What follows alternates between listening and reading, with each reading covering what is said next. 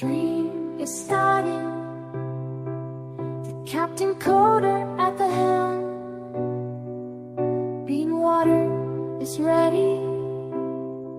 Today we will learn a lot.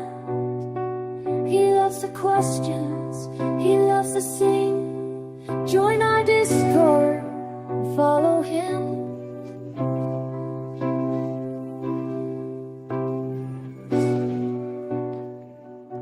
Good morning, good afternoon, good evening to you, wherever you happen to be in the world. I hope you're having a beautiful day. Happy second day of the new year, folks. Happy second day of the new year. Maybe you're on the third day. I don't know how time works. I don't know where I exist relative to the dates and times and things like that. Code Monk, welcome back to the stream, my friend Clayman. Thank you for the first. You can't stop. You won't stop. Nobody's gonna stop him. Clayman's gonna be here every stream, knocking it out, getting those first points. I need to get a streak counter in there, Clayman. That'd be pretty funny. See how many you got in a row. Lance, thank you so much for being here. And Draco, welcome back to the stream. Lance, I hope you're having a wonderful morning, wonderful day. What end of your day, I believe. End of your day, you usually, assuming you're working. I could be wrong though. I'm assuming you're working. I know you work late, but it's nice to see all you beautiful people out there. Welcome to Captain Coder's Academy. I am Captain Coder. Captain Coder is me. And me as a computer science educator, what are we working on today, folks? What are we working on today? Well, we are going to be continuing to work in Lua TIC-80. I'm creating some projects in TIC-80 for my students. I'm playing around, learning some stuff about TIC-80. I'm not a game dev by, I haven't done lots of game dev, but that's not true. That's not true. I'm not a traditional game dev. I came at game dev after being in industry for a long time. And so this is me sort of learning about game dev. Here's what we have so far. Check it out. We're working on a platformer here. Gonzo, how's it going, my friend? How are you doing on this beautiful day? I hope your daughter's doing well as well, my friend. But happy Tuesday. Welcome back. Nice to have you here. So yesterday we started working on this platform. I added in some clip. We got some animations going on our tofu, going to go back and forth. We got a run going. We can run. We can jump. We can fall in spikes. Spikes cause us to respawn. We'll add in a death animation eventually. And there's a little bit of glitchiness that I haven't quite figured out. I need to figure something out with my collision detection. It's not perfect, but we can come over here, we can jump, and we can sort of come back this way. So I'm gonna put a little coin or something you have to pick here, maybe a key or something you have to pick up over there to continue this way. I'm not entirely sure what we're gonna do, but we're gonna make that a little bit of a level here. But we got a little tofu, we can move back and forth, we can jump. We can get skedaddle, we can move fast if we need to. But yeah, I'm gonna put in some platforms that you have to jump between here. So I'm gonna put a little platform in here. But let's take a look. If you haven't seen TIC-80 before, it's a really cool look. It's a really cool tool. All inclusive, comes with a code editor, comes with a sprite editor, comes with a map editor so you can make your maps. Comes with the sound effects editor, it comes with a music editor, it comes with it's all in one. I missed a lot yesterday. Last time I saw, it was just a meadow of flowers. Yeah, that was our RPG game. I decided my students CD. What didn't it call it RPG? Oh, apparently you can't do //cd // Do I have to go that way? // plat. Ooh, you can't navigate with // That's not very convenient. But yeah, we had the we had the RPG file here.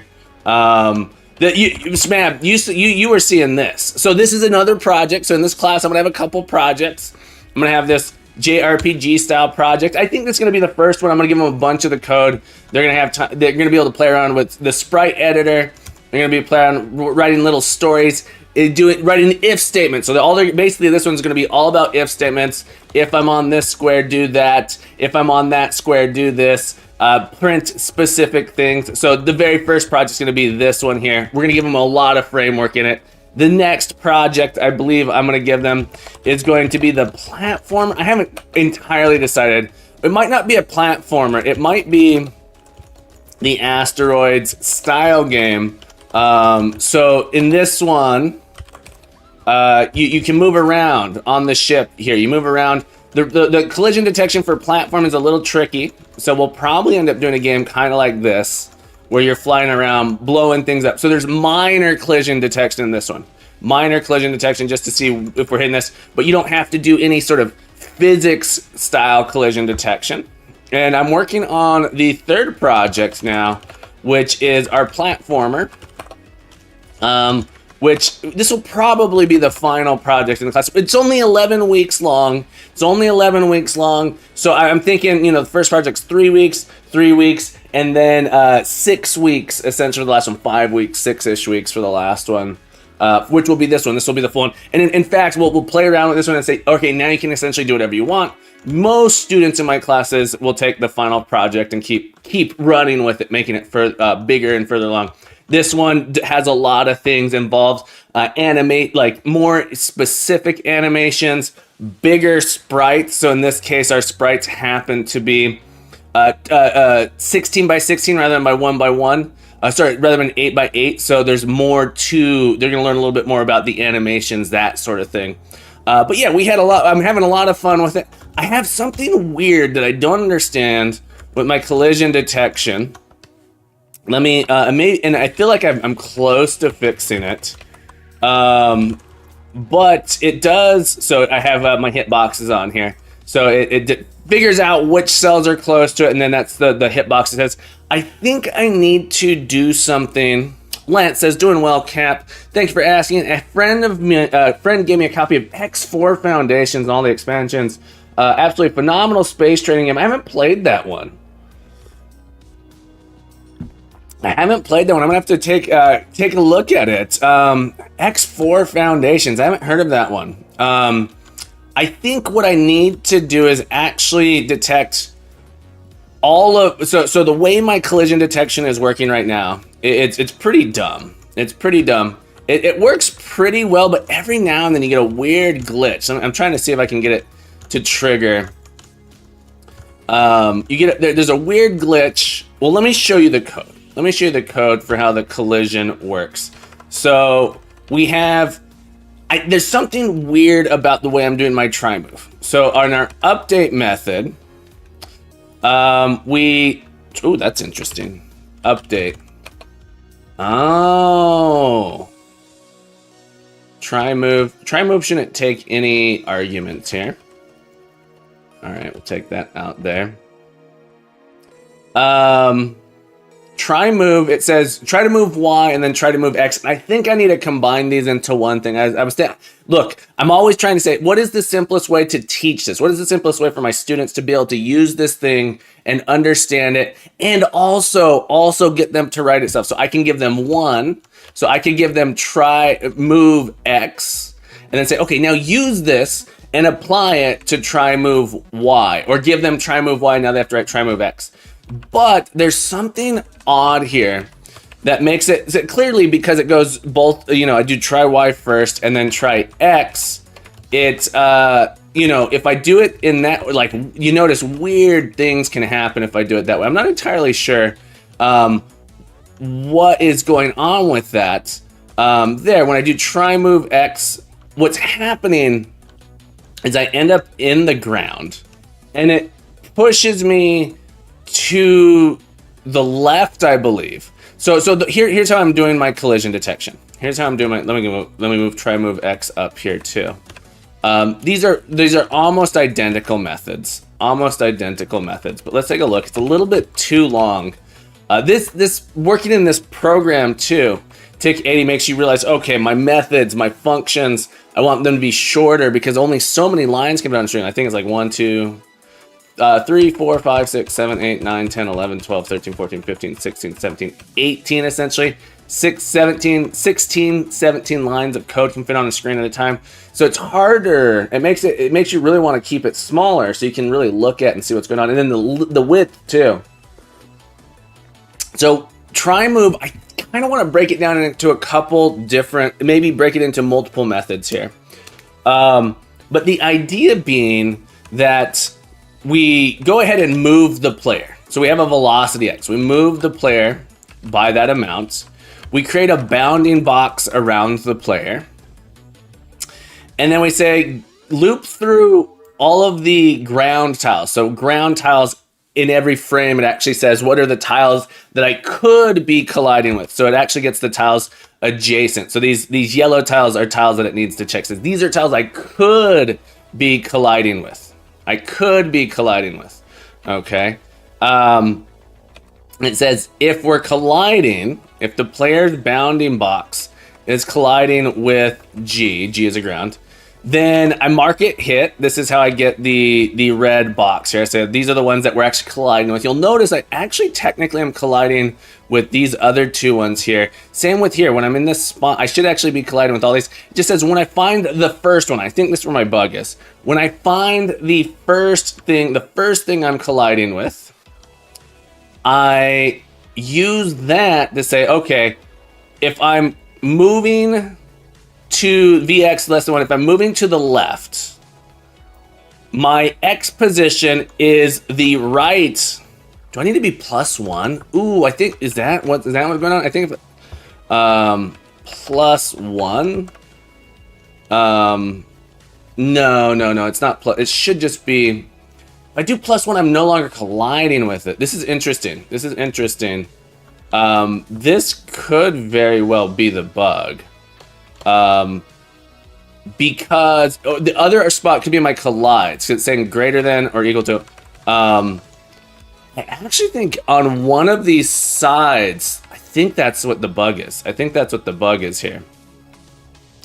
If I'm going to the left, move me to the right of the object, so I'm no longer colliding. Put my left side aligned with the right side. Otherwise, if I'm going to the right, so if my velocity is going right, I move myself to the left. Otherwise, you know, there's like missing else here that says if I'm not moving, does it matter? So part of me, this used to be an else here. But that you'll see again. Oh, did I change? Hang on. Let's move these back. Aligning Y first was an important step. There were some minor bugs or minor glitchiness things going on that I didn't quite understand. Does this need to be minus? So let me look at my collides. We're indexed by 1, so if my left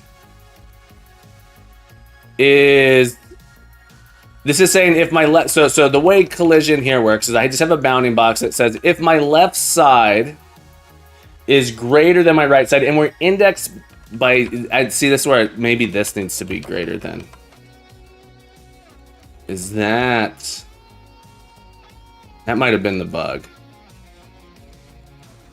That might be the bug there. Oh, I think that was it. I think my collision was an off by 1. My collision, I believe, was off by 1. Okay. That makes sense. There's still an issue here with a potential issue. You'll notice I'm not actually colliding with all of these. I think I need to, when I collide, I actually need to keep track of all the ones I've collided with and then move myself. When I do this try move here, I'm actually moving myself to the position that is just to the left or just to the right of the first thing I collide with. But if I'm colliding with multiple things, technically this is going to be okay. Right now it's okay because, here, let me switch this other one to an else as well. Nerd Waffle, how's it going, my friend? Welcome back to the stream. I'm doing absolutely wonderful. We are playing around with TIC-80, which is a free and open source computer. It's like a computer emulator. It's a little fantasy computer. You can think of it a little bit, the screen capabilities, and it's just like a fun little toy. You can kind of think of like it as programming a Game Boy or something along those lines. But it has, you get all the limitations of the Nintendo Entertainment System with all of the power of a modern CPU. That's sort of how I feel about it. You can do some lazy things as far as coding goes. Okay, I think we got this. Hang on. I think this can come back. No. Why is this way still? I don't quite understand why I need to have my bounding box this way. But yeah, we're playing around. We're making a platform. This is going to be the final project. I believe this will be the final project in the class, in my TIC-80 class. Again, it's a short class, but we're working on just platforming right here. See, that there is super interesting to me. I don't understand how I can walk off and then end up back on. I do kind of.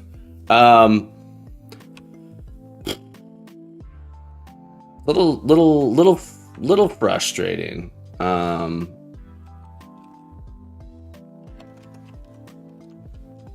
Let me check this out here, but I think that can just be an else. Doesn't even mean an else if.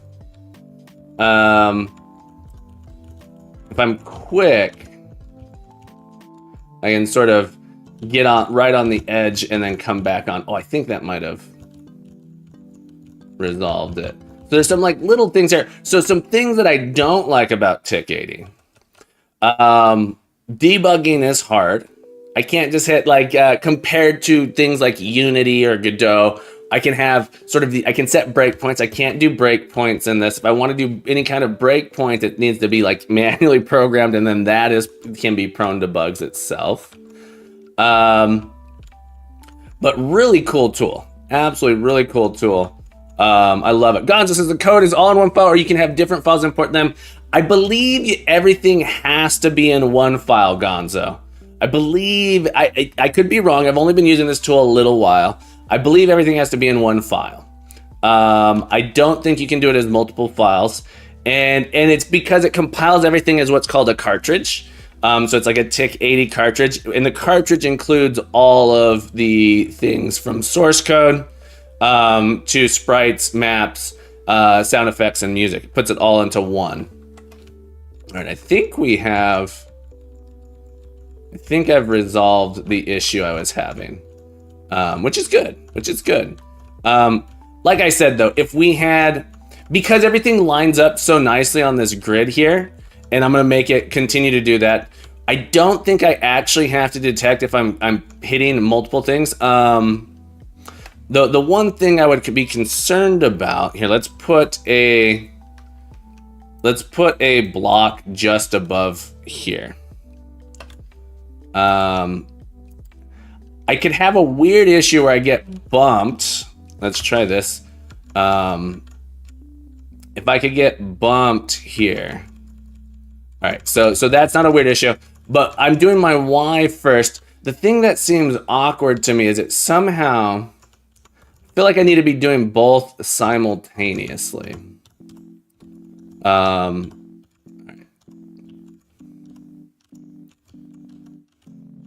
Okay, it seems to be working pretty well.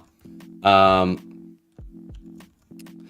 was gonna come in, let's try one more awkward thing. Can I get myself, there is this issue where I haven't been able to get myself to actually fall. If I do this, it might work.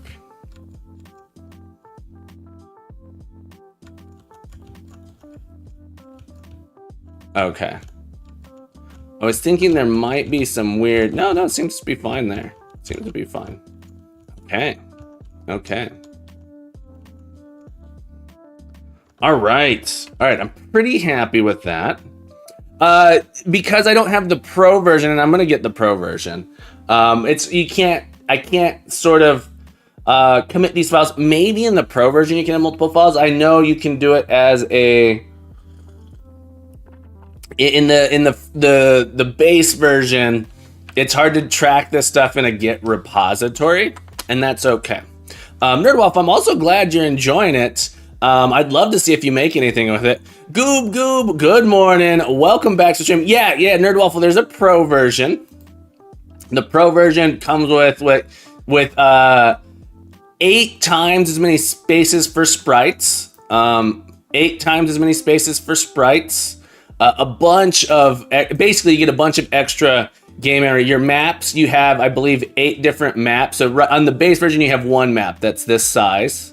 In the Pro version, you get 8, so you can swap between the different maps. You can have up to 8 different maps.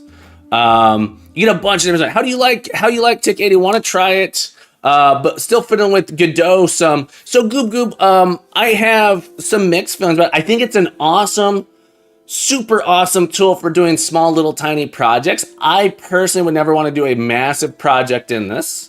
For a variety of reasons. The biggest one is debugging is kind of challenging. If you're wanting to just play around with something that would make some really simple, fun little pixel-aided games. So one of the main reasons I'm choosing is it's sort of all-inclusive. It's all-inclusive for my students. It's going to have everything we need to just get going and do something. I don't have to... there's a graphics editor, there's a music editor, there's a map editor. All this stuff is built in to write little tiny games very, very simply. So this whole game here, this is kind of crazy to me. This whole game right now, everything I have here is 220 lines of code and really, really simplistic as well to get this little thing here. And my students could use this, what I have right here, to build out a whole level here. We could come in here and we could add a whole bunch more stuff in here. So I really, really like it. Nerd Waffle, I haven't played around with TIC-80 much. I saw you or someone talk about it. It's probably on my, Grumpy was using it for a bit too. Grumpy has similar complaints as I do about editing, debugging. And Popcorn, welcome back to the stream. I hope you're doing well, my friend. Happy, what the heck is today? Tuesday. Happy Tuesday. I hope you're doing well. We need one of these here. Okay. So I want to put I was going to put in, what's interesting. I was going to put in some platforms here that you have to jump on. I wonder if this will mess up. If I do it here, today is someday. It's true. Today is someday. Every day is someday. Someday. Let's do this here. And we're gonna have to jump. So my plan here. Oh, I need to start my player a little bit lower rather than up there. Let's go back. My start position. I'm just gonna start them here. Come up to my top here. Start Y. Let's start at 60. There we go. So I do have it set up. If you fall in the spikes, you die. We'll have to add an animation to that. You're not going to be able to get up here. I'm going to put a little item you have to collect up here. Let's come up here. I want to make sure. So regular jump, you won't be able to make it, but there's a run button. Let's see if we can make it with the run jump. We should be able to. Ooh, I might need to make that. I'm going to extend it by 1. Let's extend it by 1 over here. Let's come back to our map editor. Turn off my grid. But yeah, I absolutely am enjoying the heck out of this this tool. Really, really cool tool. Really fun to play around with it. I think it'd be so one of my biggest things. Let's make sure we can't do it with a normal jump. One of the biggest things is I want to engage my students, excite my students. This class isn't about programming. It's about, there is programming involved. It's about getting kids excited about tools, getting kids excited about doing things, getting kids engaged with the project. And I have students ask me to teach them Lua. And this is a tool that teaches Lua. It's open source. And NerdWaffle, the Pro version, you can pay to get it. You can also compile it. It's specifically on their GitHub TIC-80. Specifically on their GitHub, they say there's a Pro version, and I think it's not. I think it's like $20. Not even that expensive. You can pay for the Pro version. You can support us to get the Pro version, or if you can't spend the money, we made it easy to build a Pro version from source. Snabble, I was able to compile the pro version on my Linux machine yesterday. I haven't tried on Windows. On Linux, no problem. I haven't tried on Windows. I just don't have all the C toolchain built in on Windows. But on Linux, it was no problem. I want to see if I can build it here. I had CMake. Yeah, I don't know enough about doing development on Windows specifically, and I've in the past experienced quite a few issues with CMake and stuff. Yeah, so I've just not. I haven't had a chance to do it. I had no problem doing it on my Linux machine. This is actually the computer I'm on right here, but I still got issues. Gotcha. Interesting. But yeah, I'm probably just gonna go ahead and buy it. But the thing that I love about it is the entire thing. Well, there's a there's a failure going on here. The project is completely open source and actively developed. Look, it's like it's still getting updates and stuff all the time. It was updated 19 hours ago. Were you building from the stable branch by any chance, Snabble Fuel? Dances with dirt. Good morning. How are you today? Dancing with dirt. How you doing, buddy? Welcome back to the stream. I hope you're having a beautiful day. It's nice to see you. Okay, I wanted to add in a collectible here. So you can make this jump now. I want to make this. So here's. I want to make this kind of a secret. I want to make this a secret. I'm gonna have this little chunk not visible from this screen here. Collectibles like Star Wars. What did I say collectibles about?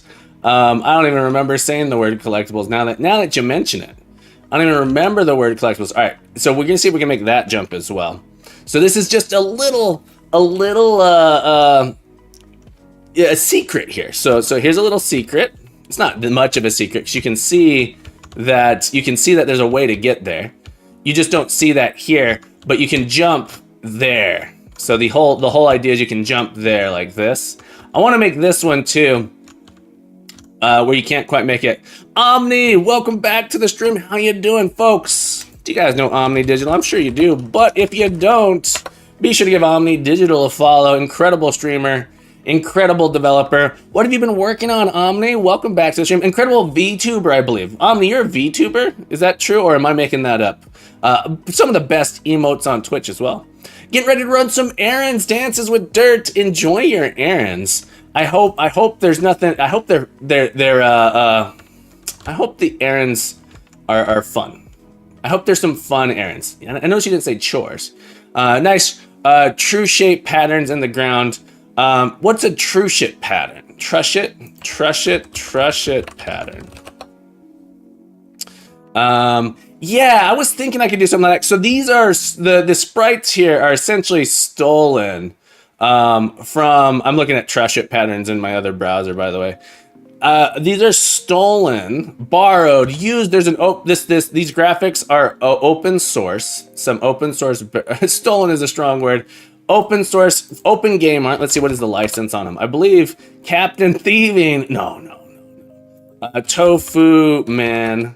One of my favorite ones here. These are sort of open source. I've borrowed them from here. These are licensed to be used in the way that I'm doing it. The colors, I've had to modify the colors because of the color palette on these. There's far more colors on this. Captain Copyright Infringement. No. Calm down. One thing that's really cool, and this is something that I'm doing that I really think this is cool, is these have the flag set on them. So they are flagged to describe how the player interacts with them. This is something that I thought was really, really cool, is you can use these flags. So this flag means this thing can be a solid. So what we could do is we can make a second batch that is not solid, so we can actually move through them. Carpet in the Shining, it can happen. It can't, look. The Shining. Man, I haven't seen The Shining in a long time. Is there a new Shining, Gonzo? Does anyone know there's a new Shining? I've seen the original many years ago. Yeah, we can put some spikes around.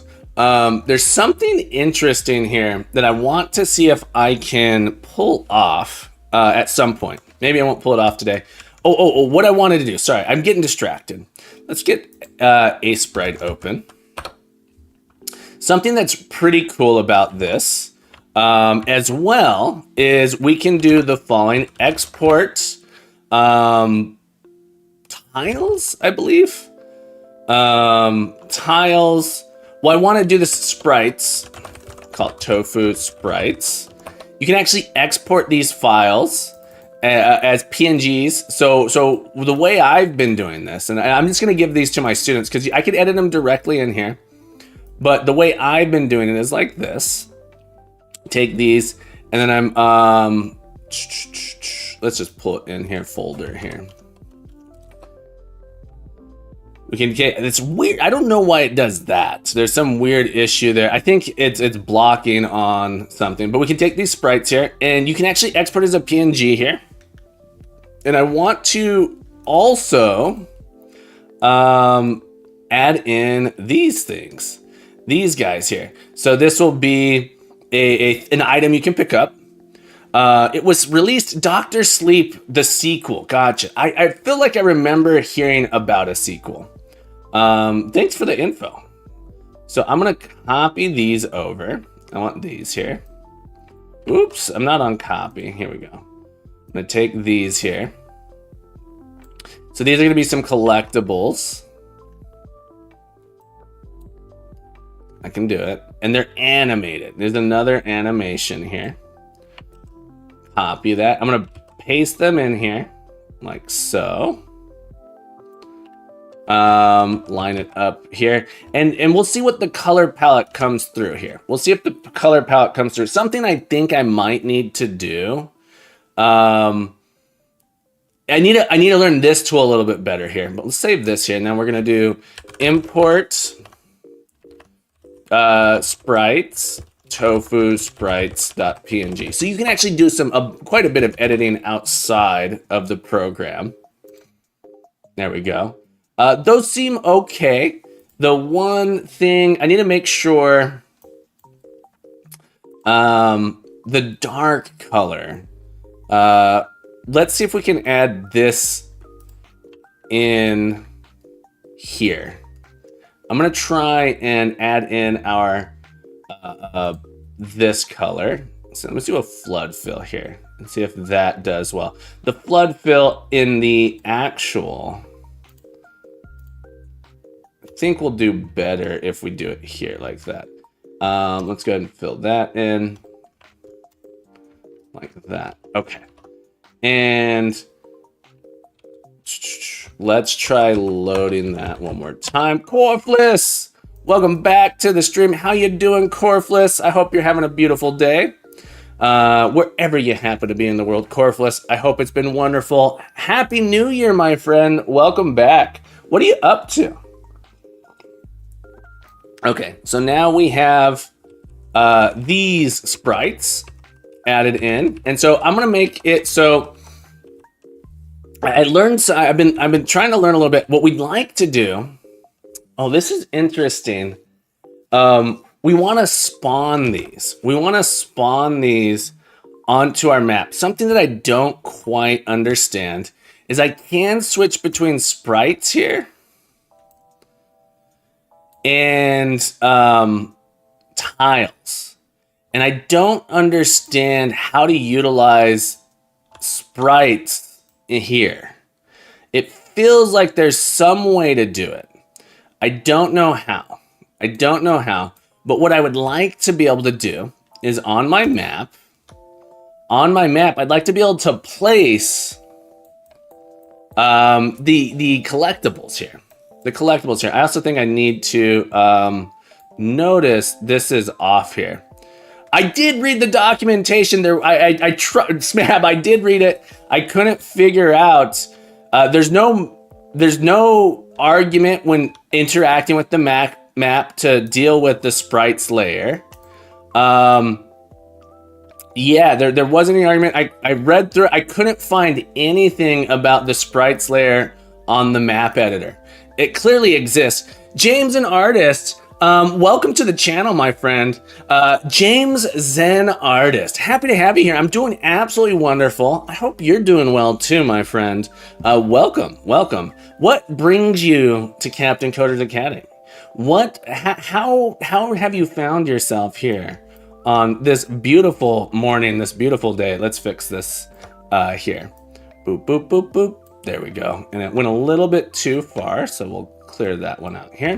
Let's make sure we can still make that jump. It's super interesting the way these line up color-wise is a little bit tricky. All right, so we can make that. Oh, I'm not good enough. We can make that jump though. I know we can. Come on. There it is. All right, just a little tricky on the jump there, but we got it. I want to make sure I can't get over the edge of that wall there. That could be another secret that we could do. But let's add in on our map editor. I'm gonna make this wall a little taller so we can't hop over it. Tricky is good. It is. It's supposed to be a trick. It's supposed to be a little bit of a trick here to get there. All right, so we'll add a couple walls up here so we can't get through. But James Zen Artist, I hope you're doing well. Okay. We are just having a grand old time here. It's been pretty good. I've been wanting to get into game dev for a while. Most of my experience has been web dev and Node. I've been tinkering with Godot lately. Godot is a great way to get into it. I actually really like Godot. I wish there was a little bit, I wish there's C#, and I'm so excited they have C# support finally. My biggest complaint with Godot is they don't have web builds for C#. Yet they'll get there, and so I am looking forward to that. I'm a computer science teacher, and so GD script, when I teach my students, I want them, I'm a computer science teacher, I think I said that. When I teach programming, I want to teach them mostly general purpose languages. So Lua is a general purpose language. You can use it in many different places. GD script, you're sort of limited to Godot. I also have to admit, C++ has been calling me. Look, C++, I'm not a C++er. I love C, but I've heard great things about C++. I would say go for it. Go for it. What have you made, James? And if you've made anything and you want to share, feel free to hop on the Discord. We'd love to have you there. Connie says, I hate this too. No web build with C#. Yeah, it's the once they have that, I'm probably going to be spending a ton of time rebuilding my curriculum to use Godot. For that reason, not that I don't dislike Unity, it's just so, not that I dislike Unity, I actually really like Unity, it's just so heavyweight that it's restrictive on which students can use it. It takes forever to load, it's slow, it's a little bit too beefy for just wanting to learn stuff. So there's some major challenge with Unity. It's just a massive program. Some of the things that's appealing about TIC-80 here is just how lightweight, small, and quick it is. I haven't tried Stride.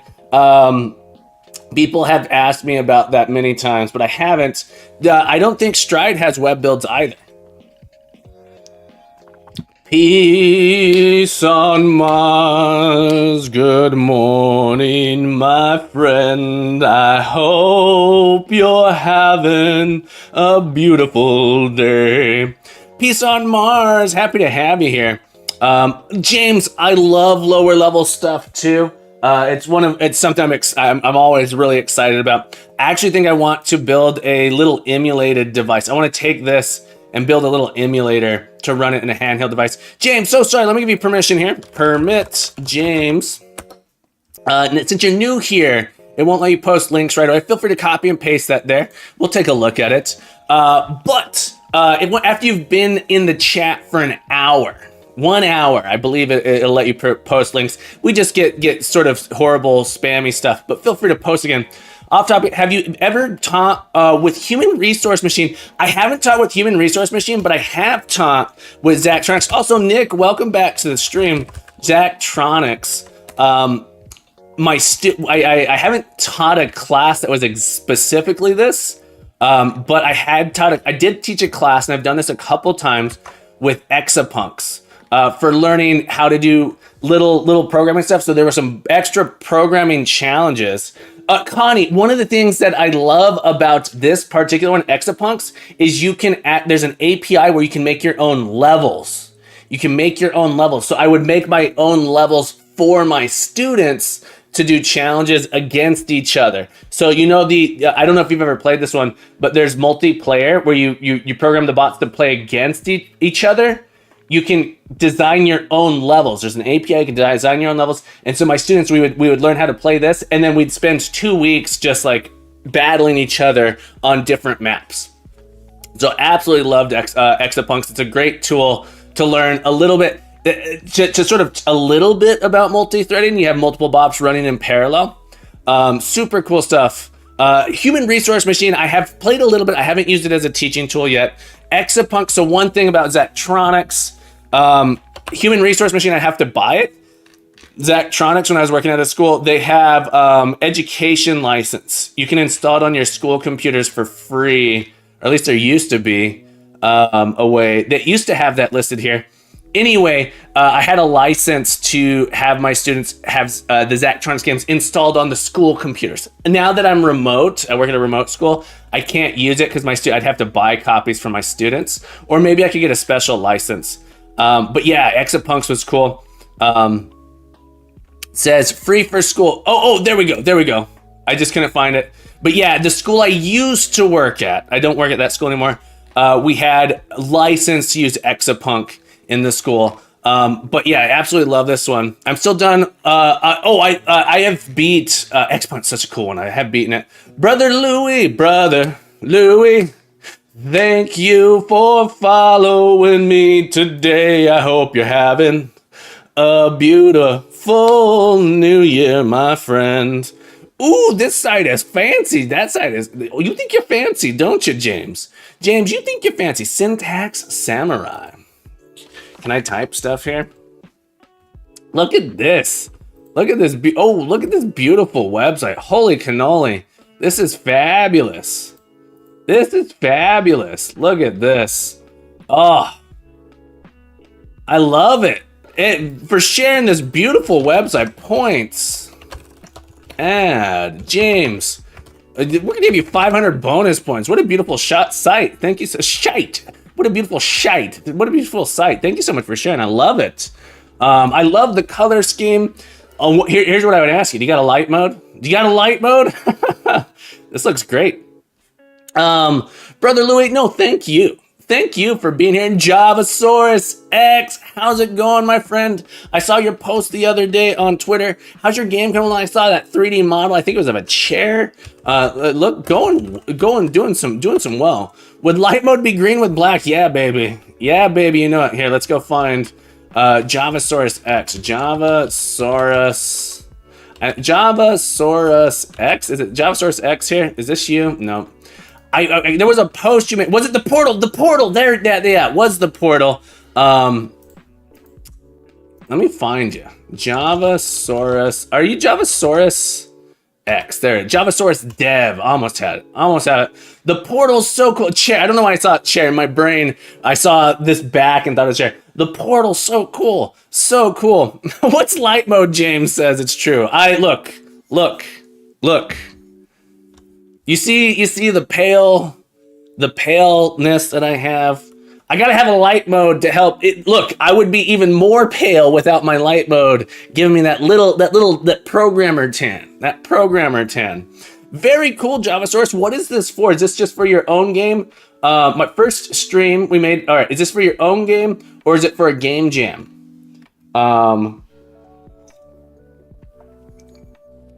Yeah, it's amazing. The people that tell me they have imposter syndrome, I'm like, how could you possibly have imposter syndrome? You're just amazing. But yeah, James, awesome website portfolio projects. I want to see more. But yeah, when you're making something with Godot, get back to us. So James, just to give you an idea, I have been doing game dev for about a year now. And I've had so much fun. Here are the games that I made last year. These are some of the games I made last year. I was doing a little bit before that, but it's just been so much fun being here. Isn't that website beautiful?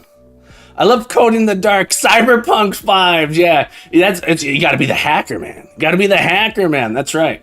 That's right. There's a great quote from Neil Gaiman about how even Neil Armstrong has imposter. I know everyone has it. It's so wild. I even get imposter. Like I shouldn't even say I have imposter syndrome from time to time. It's something I've worked on. It's just so easy to have.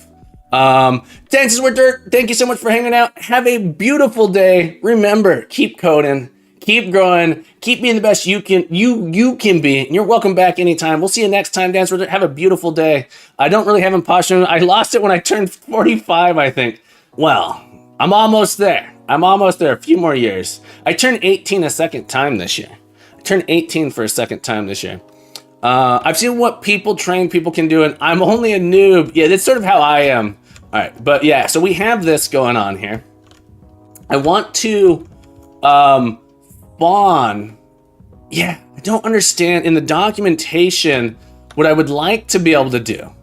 What I would like to be able to do is take this or this and put it in the spot that I want. Maybe I put this, you know what? Chicken butt. I'm gonna create a special, I'm gonna copy this. Really, oops, not what I meant. I want to create a special symbol that means to spawn one of these. Nick says, I made a similar hacker style website once. Not ready, just some fun stuff right now. Using a few cool techniques if you want to chase some more squirrels. Look, you know I love me a good squirrel. Mining network. All right. Oh, tools for mining. So let me ask a question. Are you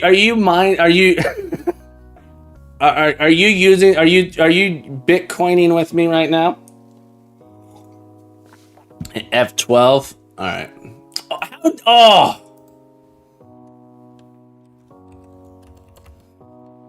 Ben. Oh, I forgot the slash. Rude. It's totally safe. Don't worry. Okay. Anchor. Log in. Oh my goodness.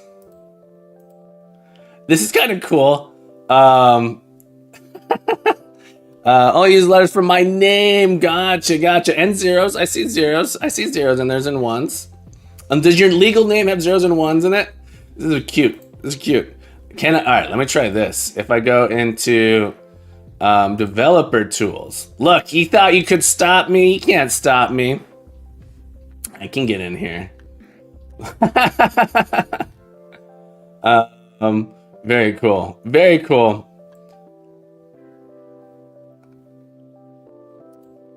It brings you to your Twitter. Very nice. What a neat little site here. Uncaught reference. Is this is something actually broken in here? Certainly is pretty. Thank you for sharing it, Nick. For sharing.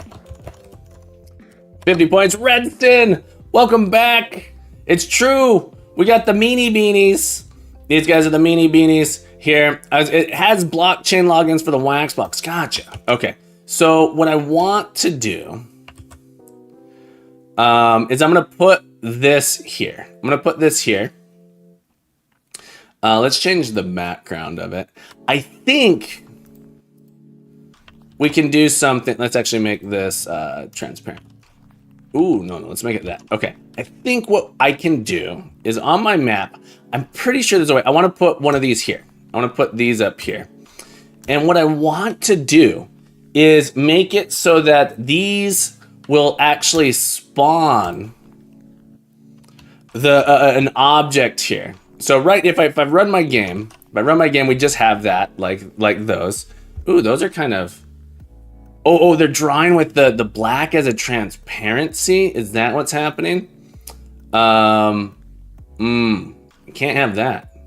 That's okay. That's okay. The idea is that when the game runs, these actually just cause actual instances of those to be created. I'm making a lot more not broken, and I'm thinking about future me. I'm making a lot more not broken. Carbrex is, oh, sorry, I missed it. Carbrex is going to, it has actual logins for the Wax blockchain, but doesn't do anything. Gotcha. It's spawned when you bump the platform below. Ooh, you're saying I should be able to jump up and get them to come out the top? That's kind of a, that's kind of a good, that's a Mario-esque idea. What I, more specifically, what I mean is there is a, there is this, we'll put 4 of them up there. There is this callback in our draw map. There's this callback in draw map. There's 100 in the bottom right in red letters, which only flashes out the few letters from time to time. A mouse over it also triggers it. All right, so down here. Are you gonna get me? Are you gonna get me? I see a 3. This is too hard for me. Look, I'm not smart enough for this. Zooming in doesn't work either. I think the site needs focus. I'm clicking on it. How dare? How dare? Why would you do this to me? All right. All right. YZA. There's this callback. If we look at the documentation, let's look at the documentation. TIC-80 API. Let's look at the documentation real quick.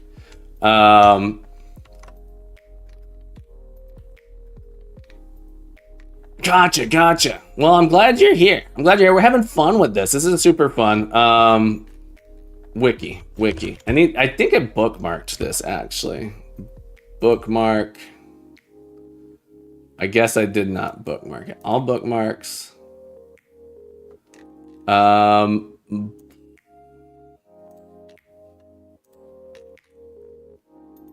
did not bookmark it. Okay. Wiki. No problem with the squirrels. Look. I'm not here to work. I'm here to squirrel. It is. Let's put this on bookmark bar. There we go. Okay.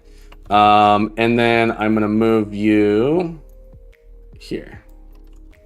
Okay. So if I come into my API, the map API, the map here, there's a callback called remap here. An optional function called before every tile is drawn. Using this callback function, you can show or hide tiles, create animations, or flip or rotate tiles during the map rendering stage. So what you can do is we can say, okay, when this thing goes to draw, if it has a flag on it, we're actually going to translate that into something else. And so I want to try this here. I want to see if we can get this to work. And so this map thing here, draw map here, I want to add in a callback for when we draw the map, spawn. And function spawn, it takes in an ID, an X, and a Y. And you're supposed to return the ID of the sprite you want to do. So if you just return the ID here, it basically does nothing. If you wanted to, but what we can do is we can actually do an fget on ID. And fget is going to look at the flags that are specified on this. And I'm going to put flag 7, I suppose. So flag 1 means that it's collision. Flag 0 means that it should be collidable. It has a collision box on it. Flag 1 is saying that if you collide with it, it damages you. And I'm going to make flag 7 essentially be a spawn type thing. And really what I want to do here, actually, flags are like tags. Yeah, you can tag them here. So I'm actually going to make this one here a 7. So this one should be spawned.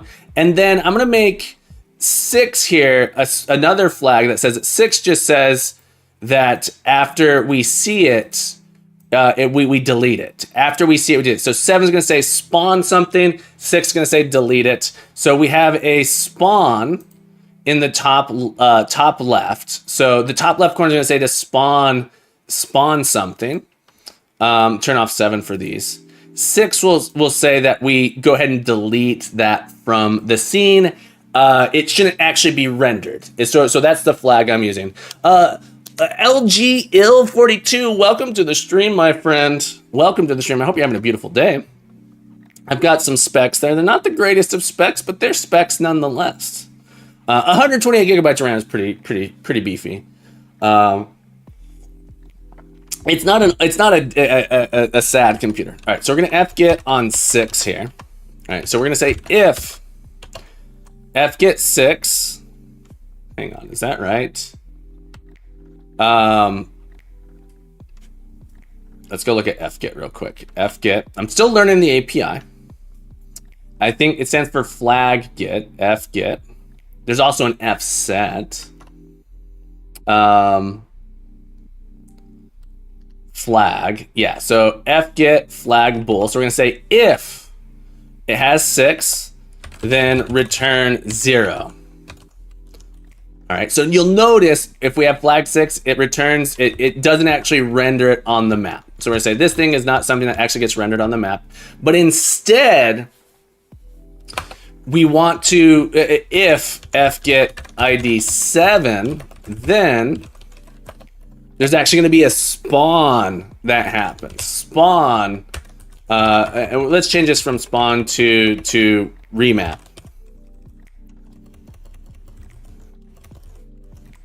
You can also use this to like redraw your screen somehow. But I'm writing a function called spawn.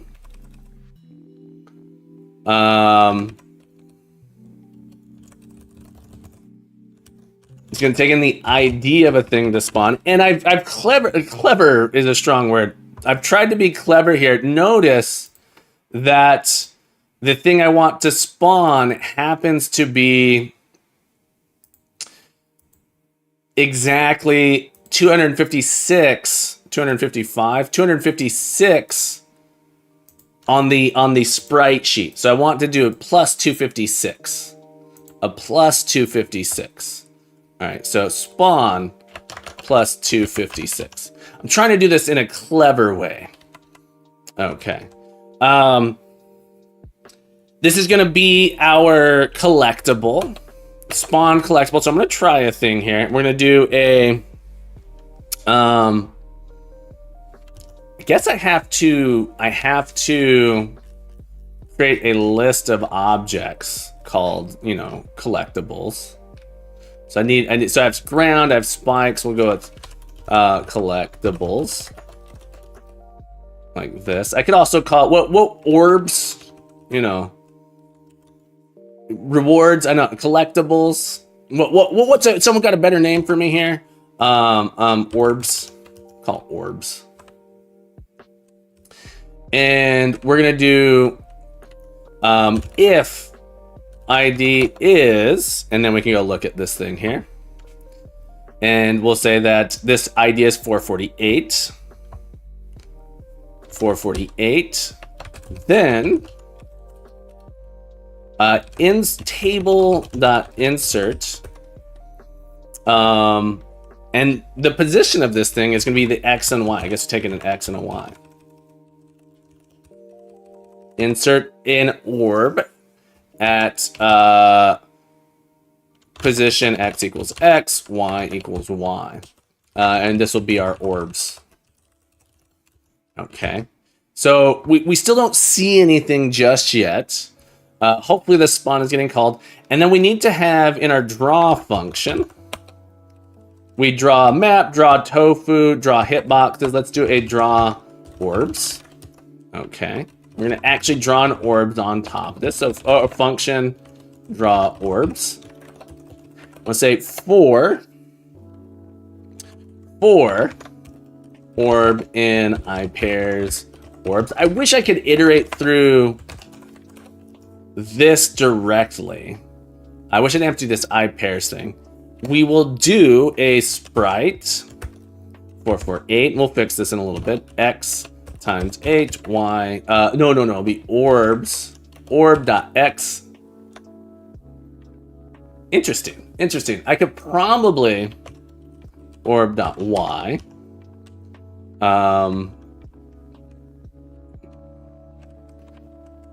Let's x, this should be x times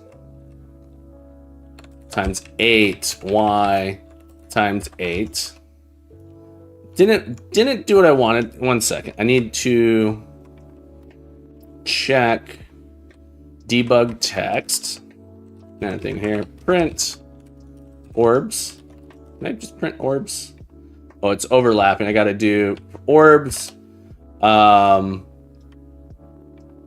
0, 16, 0. All right, so it's just saying it's a table. Okay, orbs. How many things are in orbs? 0 things in orbs. Okay. This is interesting.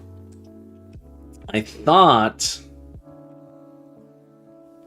ID 7. I could do 448. 1 second. 448.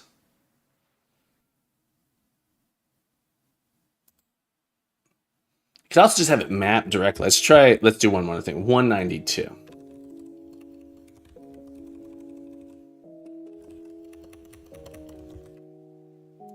Interesting.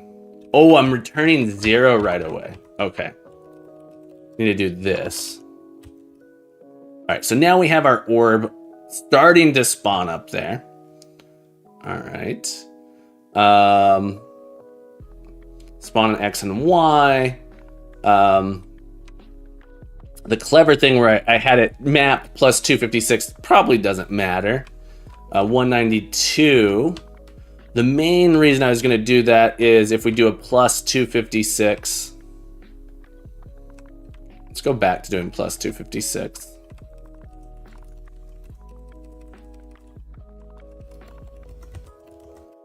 I can create a orb ID equals 448, frames is 4, and width is 2. Like this. And I can now say that if this is sprite.orbs orb.id. Then make it a capital orb. Yeah, sprite.orb here. There we go. And that way, if I have some extra stuff, I can always, I can do something else with this to look up. Maybe not putting orbs, when I have other things to collect, I can do this sort of thing to pull them in. All right, so we have a spawn, this orb's here. Now, when we draw the orb, let's go to draw orbs. We need to, what are all the arguments here? What are all the arguments here? Orbs, SPR. Just to remember these, we have a color key should be 6, scales 1, flip is 0, rotate is 0, width and height is 2 and 2. So now we have our orbs up there, and let's animate them. Let's animate them now. And I'm gonna pull this out just because I'm a crazy person. I'm gonna do a draw orb, and we'll do an orb.x, orb.y. And we'll have a function draw orb xy, and this should be a function on a with a t in there. And this, we're gonna find that this looks very similar to code we've written for animating our tofu, and we'll be able to swap this out here. So there's this abstraction. Let's do draw tofu. And we want to do this, and we're going to end up with sort of this animate function. And draw orb. So it looks like this, except our base is now orb. And here we go. There's our orbs. They float up there. Ooh, but we have our VY and VX coming in there. That's hilarious. We don't care about that. All right, so we have these floating orbs now. Can't get over there. Why is it switching the direction? This should not have a flip. It's flipping the direction because I had that. That was stolen from my my player. It also has it based on the speed. Let's go with that. We can adjust the speed here.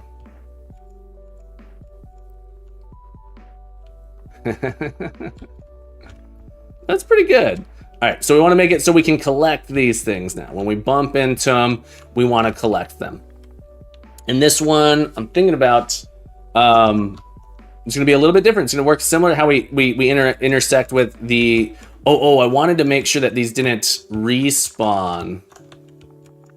Yeah, when we collect them, I'm really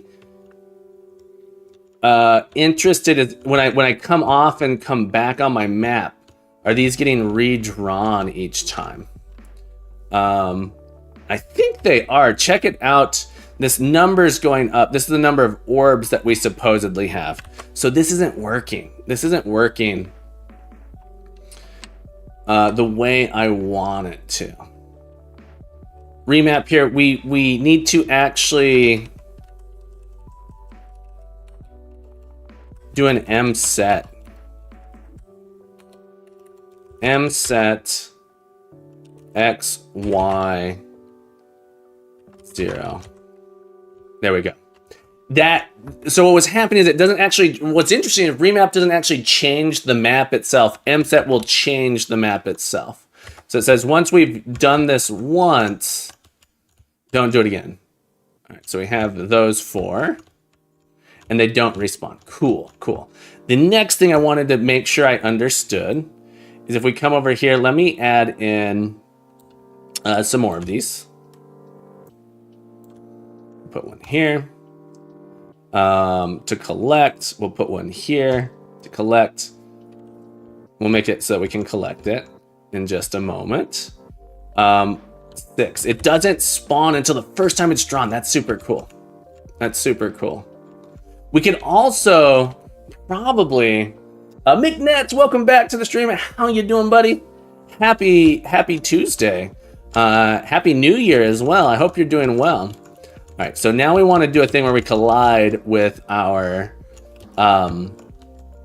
see, there's some whips. My collision is weird. That was interesting. Beans are nice. Yeah, beans and rice. Oh, so nice. Is what I've heard. Okay. I have some issue. I thought I fixed my collision issue. You may have noticed, I think we can get into some weird situations. Yeah, I think I'm going to have to make it where we check all of our collisions. And then the one that is furthest in the direction that we're going. I need to actually know right now. Some weirdness. I need to figure out exactly what's going on. I don't quite understand. But yeah, we can collect. I want to be able to collect these. Okay. So to collect them, we need to be able to do collision detection on them. And so I've marked, we need to mark these here as some sort of collectible. One is designated as a spike or something that will hurt us. So I'm gonna make each one of these, all of these cells here, I'm gonna put as a 2. I'm gonna mark 2 as a collectible.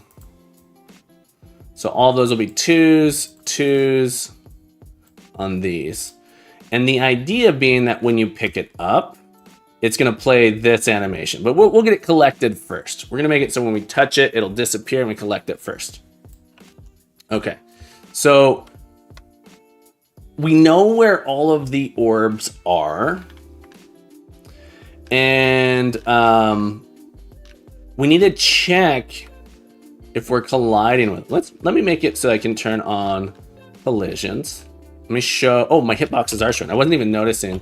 All right, So I'm gonna make it so that these will draw a hitbox on it. So when one shape has 4 distinct parts, will it trigger 4 times? And how do you distinguish them? Do they have a shared ID to deduplicate or something? So it's gonna pick the first one. So each one of this orb is one distinct entity. So these 4 sprites together is one distinct entity. If I jump between 2 of them, whichever one it determines it collides with first. So in this case, it's going to be from top left to bottom right. So they merge, yeah. So you'll notice down here, I'm detecting I'm colliding with this square here. It doesn't think I'm colliding with these because I return early. Same with this, even though I'm technically colliding with all of those. Yeah, so it should only fire once. And so you'll see, hopefully, when spikes could be an issue. In what way are spikes an issue? They're on the ground plane. I don't understand what you're referring to. I think that maybe I'm gonna start practicing some code with this program. I'm loving it. Gonzo, I'm loving this tool too. Like I said, it's the debugging process. It's like old school, like test and check, write and check, run and check, trial and error. So I'm kind of a big fan of, like, when I run something, I want to be able to test it a little bit more discreetly, but this works. G, welcome to the stream. I hope you're having a beautiful day. If they were on the same height as the floor, you could half walk over them without them triggering. I think you are saying if our spikes, I still don't completely understand. I think you're saying if I had a spike here, I think my player will die if they touch the top of the spike. 1 level higher. So you're saying if I have the spike here, as soon as I touch the spike, I die. So those are checked separate from the ground. So they are checked differently. So I have 3 arrays here now. One for ground, one for... It's because spikes act different than ground when you collide with it. Orbs. So for check, I have a method here called spikes. Hit spike. It says, do I collide with any of the spikes?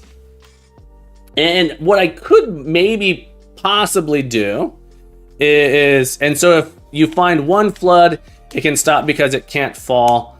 And you'll check each there. Gotcha. Sorry for that. No, not a stupid question. Good questions. Info 225. Info 225. Thank you for following me. Info 225. Happy Tuesday. Are you using clean architecture when writing this game? Absolutely not, Fuel. Absolutely not. I actually am not entirely sure how I do it. What are we working on? Great question. Great question. We are playing around with TIC-80. We're learning a little bit of Lua today. Playing a little bit of TIC-80 here. TIC-80 is a retro style emulated machine. We're programming in Lua, and I'm a computer science teacher. I'm actually making a project. This is a project for my students here. It's going to be a project my students are going to work on. I'm going to give them some of this stuff. Some of the stuff I won't give them. So this is a project that I'm going to have them make to explore some game mechanic ideas in a platformer. Collision detection, velocities. So jumping we have an X velocity, Y velocity, collision detection, map creation. We're going to do some music creation in this one as well. But this is a project we're working on, a simple platformer. Oh, they're doing animations in this one too. I don't know if we're going to do animations in the other projects, but it's a pretty big project that they're going to do to build out a little platforming game. What I want to do right now is make it so I can collect these things. One thing I'm realizing is when I die, I think I want these to respawn, so I'm gonna have to do something special with that. But yeah, hit this spike, it caused me to die here. But Nick, did I answer your question? I'm not 100% sure if I did. I didn't quite understand your concern. Let me say it more that way. But Info, welcome to the stream. I'm so glad you're here with us on this beautiful Tuesday. Welcome aboard. Welcome to Captain Cousin Ramp. Make the collectible add an upwards force so you get one shot to reach the upstairs area. No, maybe if you can make it if you jump on stuff. So I am gonna do that when I'm gonna add enemies. You jump on enemies and it gives you a little bit of a boost, Mario style boost. Collecting items is just gonna collect the item, but we want to do a thing here that says, do we collect the collectibles? So I have this function hit boxes, which finds all of the things that we should check whether or not we're hitting. We need to check whether or not we're hitting things. So you have ground here, spikes. This is why orbs, I need, nearby orbs or something like that. So orbs here is the orbs that we've actually placed. This is an interesting thought. Does my map have... My map has interesting information stored inside that I'm not sure. I feel like I can utilize in some way. Orbs here, I don't want to actually check if all of the collisions on them. I could do the following. Let's go to draw hitboxes. Draw hitboxes. And right now this is drawing ground. So this draws the player hitbox. We could do 4 orb in I pairs. Orbs do rect B. So be orbs dot x times 8, I believe.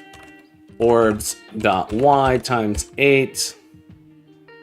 I think it might actually already include that. Let's do orbs dot x and then make it 16 by 16. What does that do? Have a orb. Rect B. Invalid parameter. Do I got to give it a color? There we go. So now my orbs here, I'm drawing the hitbox on the orb. The language is a mix of Golang and Ruby. It's interesting. It's interesting language.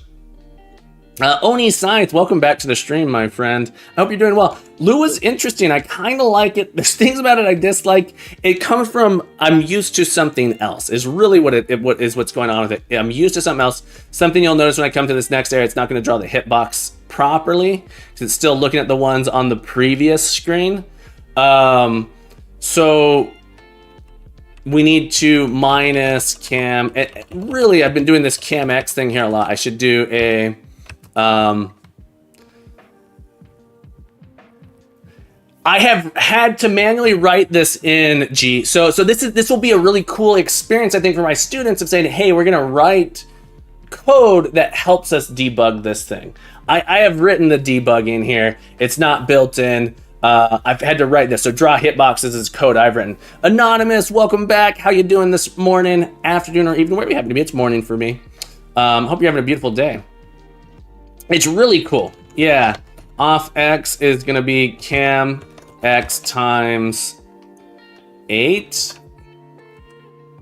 Off Y is cam Y times 8. And so we can actually come in here. I think cam Y is not a thing yet. We'll do off X.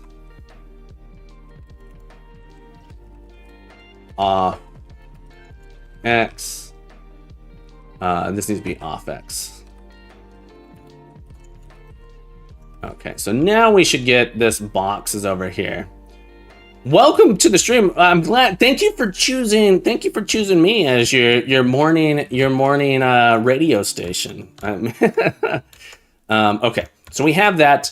So Nick, as you can see here, I hope this is one collision box. One collision box. Something I need to. All right, so we have that. We can use this to check if we intersect with them. Can divide the level into sections to limit how many things you can compare against, like divide a screen in 4. I could do that. So you know, that is doing a quad tree.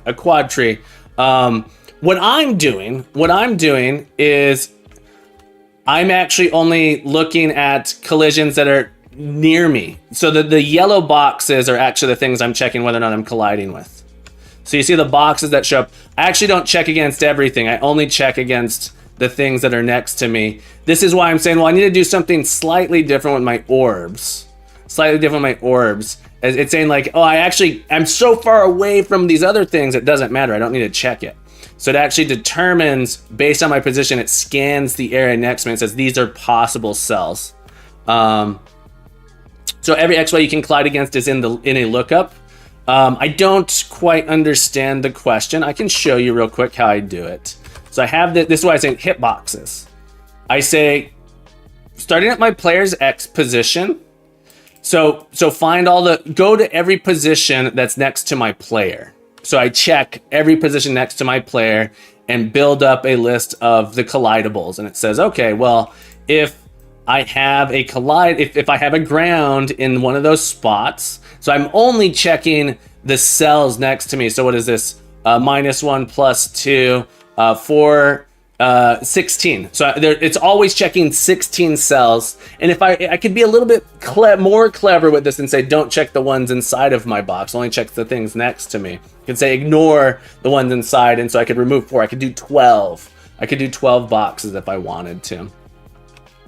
And if you want to see that specifically, I can increase this range and you'll see the range get drawn around. So now it's checking all of these spots here. So I could do it that way. But you'll see it highlights, it draws the boxes that I can check. So FGIT basically has the XY of every collider in a lookup. Yeah, so the FGIT is saying on my map editor, what sprite is in this spot, and FGIT is looking at this flag here. So these here have flag 0. Flag 0 says you collide with it. Flag 1 says it kills you. And I don't have a flag for these things just yet, but flag 2 is going to say it's a collectible. Only hits mast. Welcome to the stream. If you do you mind if I pick your brain? I mean, I'm not a cybersecurity expert by any means. Let me start by saying I know maybe more than an average person, but it's definitely not my expertise. So no need to further. Yeah. So I know that the only thing I really care about things colliding with is my player. So I don't have to do a quad tree because I'm not checking everything. I'm only checking the things, and I have sort of like this fast array indexing lookup. I'm not checking the entire map. I'm not even I actually think it would be fine on a modern computer to check everything in the current screen, but really we only care about what's right next to our player. Phil, ask your question. I'll tell you whether or not I can do it, but you could also check out someone who is a cybersecurity expert, from what I understand. I could be wrong about that. Pirate Software is a streamer, has a Discord, does a lot of cybersecurity and hacking stuff. Another one is Overgrown Carrot. Let me see if I can find Overgrown Carrot. Overgrown Carrot is another streamer. Yeah, he used to do it for other stuff. Overgrown Carrot's another streamer who's actually live right now. I should have given a shout out to Overgrown Carrot. It's incredibly broad. You should go talk to Overgrown Carrot. He's a hacker. There's a link to him there. I should have given him a shout out. Pirate Software doesn't need a shout out. I just thought that would be an easy way to link to him. But yeah, go check out Pirate Software. Discord's awesome. There's like 50,000 people on the Discord as well. Overgrown Carrot, a friend of the channel, does cybersecurity stuff. Would totally be worth checking him out as well. I hope that kind of answers your question. Only hits mast.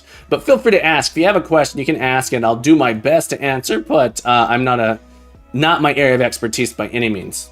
Okay, so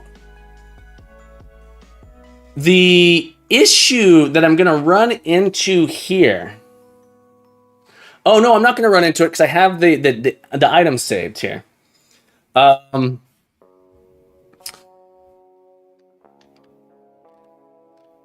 I don't want to have to check all of the orbs. I only want to check the ones that are on the screen. Hang on. Let's see here. Maybe these ones are not in a map. They're not on the map, so I can't. I guess I could just leave them on the map. I can move these onto the map, actually. That might not be a terrible idea. Does my map tile? Let's go look at map here.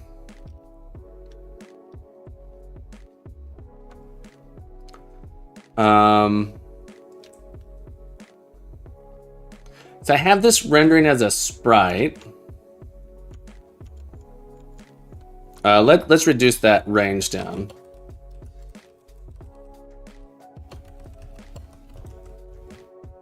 There we go. I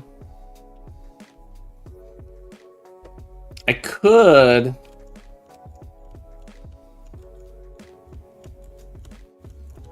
Some collision weirdness going on again. I gotta figure that out. See if I can give a shout out to Overgrown Carrot. Shout out to Overgrown Carrot. Yeah, be sure to give Overgrown Carrot a follow, guys. Incredible streamer. He's live right now. If you want to watch someone hack the box, do a bunch of hacking stuff, great YouTube channel for hacking stuff as well. I'm trying to think what is the smart way to do this, because these aren't on the map.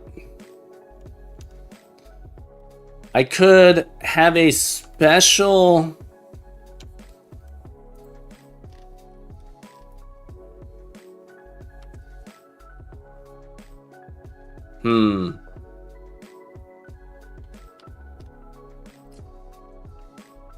Because FGit is specifically for Sprite. It's not actually on my map. It gets replaced by a thing. I guess I could say, but I wanted to animate it similar to what I'm doing here. I could make these tiles rather than, I could do that. I could do that. Spawn orb, but I don't want them to. I need them to get removed when I touch them and maybe respawn later. I'm having a little trickiness going on in my head here that I can't quite figure out. I can't decide which path I want to take. For hitboxes, I was thinking the following. I don't have a lookup table from XY to obstacles here. So what I could do, so orbs here is like this. Cells that contain stuff,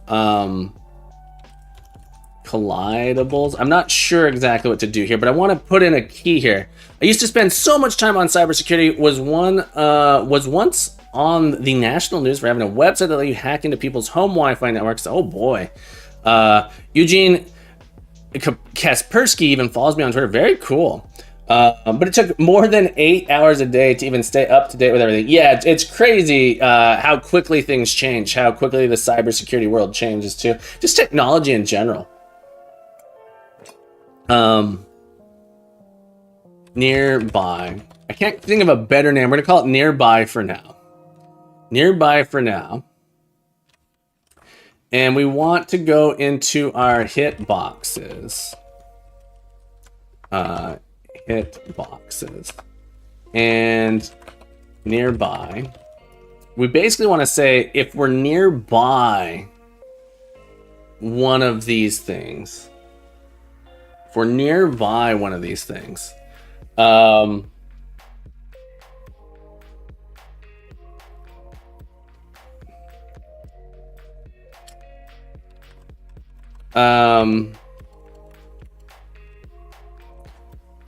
need a lookup table here. Need a lookup table for. This is looking at map.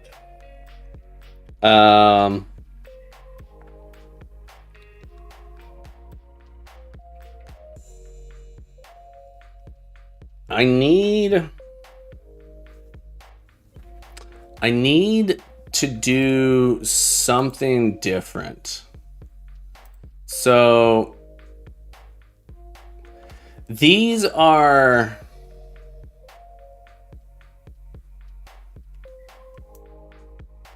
shouldn't be cleared out. They need to be shifted over to like these cells. Because I want to be able to look up on my map what is there. What is there? And then when you collect them, it actually clears them out somehow.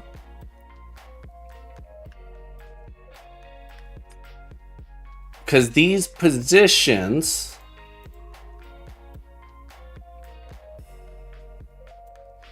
It's the box of our player. I need to say which cells contain the orbs. Well, I am doing that. I am dynamically updating the map here. So basically what's happening is the first time we draw the map, you can't see it, but these get removed from the map and turned into orbs. So right here, this is actually doing that. If I take an M-get and spawn off, take this off real quick. You'll notice now it's the static orb from the map. The static orb from the map. It's actually drawing the map version here.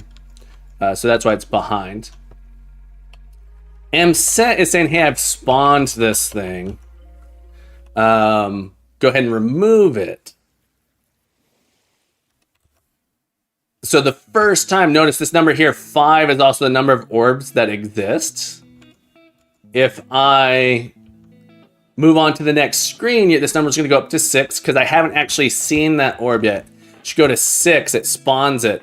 But what I want to do is when I leave the screen, there's a couple things.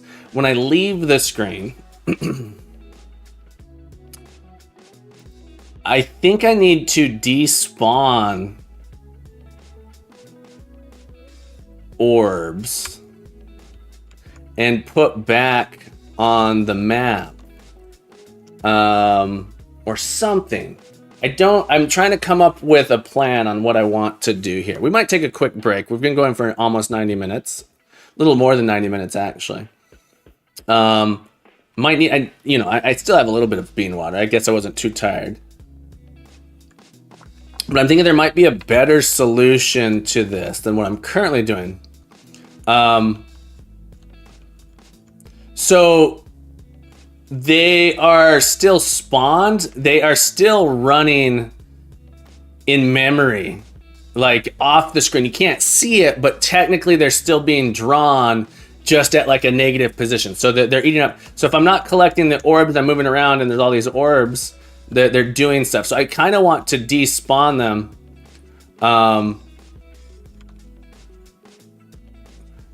So I despawn them and I need to redraw when I come back. So there's 6 of them in this table right now. When you say, isn't it smart enough to know what screen you're on? It's based on the player's XY position. So check it out. My X position, when I get to the edge of the screen, it draws the next screen. But I'm still at position 245, 56. And so it might, are you sure it's actually still doing work while it's off screen? Yeah. It may not be drawing, but it's for sure doing some amount of work. Draw orbs. Because my draw orbs loops through every single orb in my table. In the orbs array, it's going through all of them. Even if it's doing all of this work, its sprites might be doing nothing. This might be doing nothing, but all of this code is still running. So all of that code is still executing. You do that manually because it's not in the map. But animation you do manually get. Didn't know you did that. Yeah, so that's why I'm saying I'm considering redoing my map. Redoing my map to to actually have the orb there, and then when I pick it up, it resets it or something. Regarding nothing, I'm impressed how many viewers the German coder streamers get. What is happening in Germany? What time? Well, I mean, what time is it in Germany now? Post-nuclear. Nuclear. Is it nuclear? Or is that how you spell nuclear? Nuclear. Post-nuclear. Thank you for following me today. Post-nuclear. How are you on this beautiful day? Thank you so much for the follow, Sigian. Welcome back to the stream. I hope you're having a beautiful day. Maybe map orbs to the screen so you know when to do stuff. Yeah, that's what I'm considering. I need to think about it. So in that loop, you check which orbs are on the screen and just process them. That's what I'm trying to figure out. How I want to represent the orbs. They're animated. So I have two different orbs right now. I have tile orbs. So Nick, here's what I want. Here's what I want. On my map editor, I only can draw tiles. I can only draw tiles. I can switch here. These technically are not drawn. Okay. I can draw. Oh, that's interesting. That's super interesting. Undo. Put those back. Hang on. That's really interesting.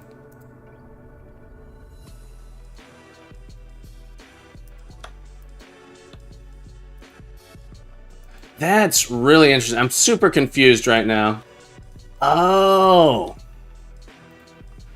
These are mapped that way. Okay. So in that loop, you check which orbs that get loaded in. Dictionary to screen ID. I don't have a screen ID. Nick, you're confused. You think I have some kind of screen ID. I don't. There's no screen ID. I don't have that. I could make one. But post-nuclear, it's nice to have you here. This will be online. This is online at a middle. It's an online school. Middle school ages 10 to 14. So I think I have.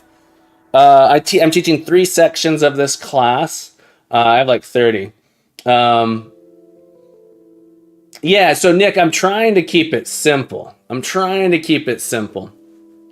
I don't know that. So when going in, I could do that. I'm not saying I can't do it. I'm trying to keep it as simple as possible. Adding in another dictionary, adding in another table, adding in this other thing. It's like some things. Then despawning is the way to go, easiest to understand. Yeah, I'm not entirely sure. So the other thing is I don't need to have all this stuff. Kovalaki, I hope you're having a beautiful day. I'm doing absolutely wonderful. Any day I can wake up and code is a beautiful day. And you have made my morning wonderful. I don't know if it'd actually be more optimal. I think the more optimal thing to do is to. I think the more optimal thing to do. It's interesting that these are here. I don't quite understand. There's some kind of mapping here that I don't quite understand. I mean, you're making assumptions about my plans a little bit. I think I could store these all in the. I think I could store all of these directly in the map, right? So I think I could store these directly in the map. So rather than having them be a sprite version and a map version, I think I moved them all in there. One up time. Thank you for rating me. One up time. I hope you're having a beautiful day. What have you been working on? What were you doing on your stream, my friend? One up time, folks. Give a one up time a follow. We love ourselves some one up time. Check them out, folks. One up time, incredible streamer, software developer, programmer extraordinaire, one of the smartest people I've ever seen program. Go check him out. One of the most determined people as well. Prophet says, when do we fight dragons? Look, we fight dragons on a daily basis. I do want him to be able to go back. What I'm thinking I'm going to do is I'm going to move these sprites here. I think I'm just going to do this. I think I'm going to take back what I was doing before animation wise. I think I want to do this. So on this screen, this is sort of our background color. Is this true? I need to do something a little bit different here. To render. I need to take a break is what I need to do. But one uptime, if you have to run, thank you so much again for the raid. I hope you're having a beautiful day, my friend.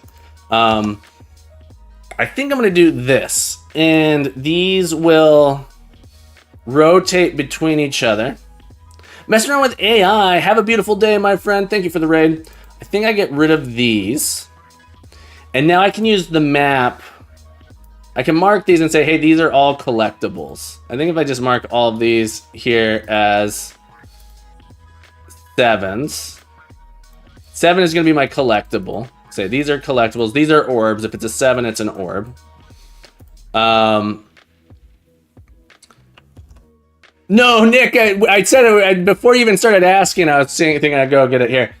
So I'm trying not to. I think if I do it this way, and I mark these as 7s. These aren't orbs. They are orbs, but I changed, instead of having orbs be a list of the orbs that have spawned.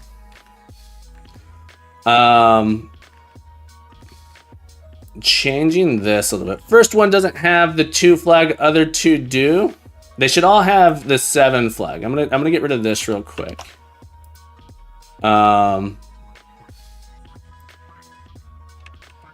Not intentional, thank you. That was gonna be that it was 2 was gonna represent it's an orb. I'm gonna make 7 my orb. Maybe I should do 2. 7 is an orb.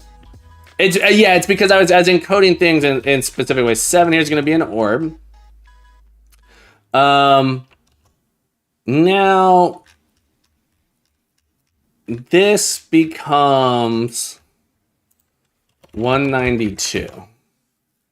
I don't know that I need this here. These will show up this way. The thing that I'm annoyed with the most right now.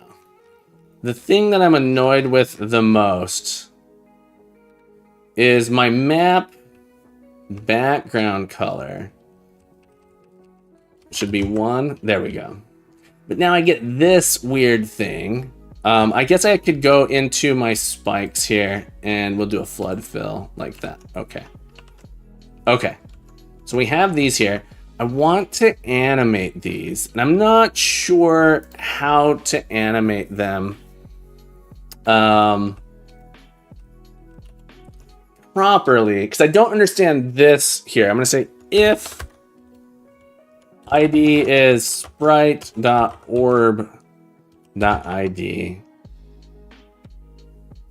This is where we need to animate the orb. So this becomes easier now for me, though. This becomes easier now for me because in my hitboxes, let's go to my hitboxes. Hitboxes.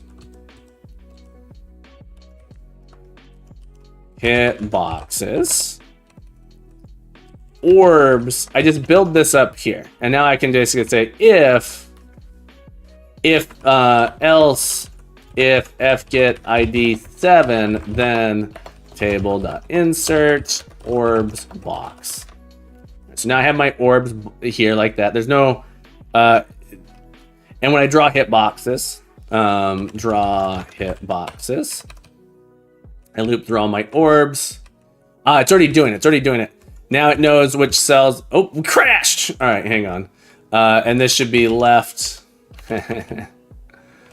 Left. Top. All right. So now it's gonna. Come on. All right, line 206. hang on. What was the error? Line 206, attempt to perform arithmetic on nil value local x. 206. Draw orbs here. Okay. That's not called draw orbs anymore. Now they're part of the map.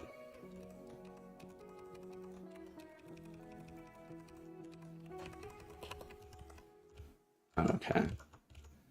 So now it's going to highlight them. What's interesting... That's interesting.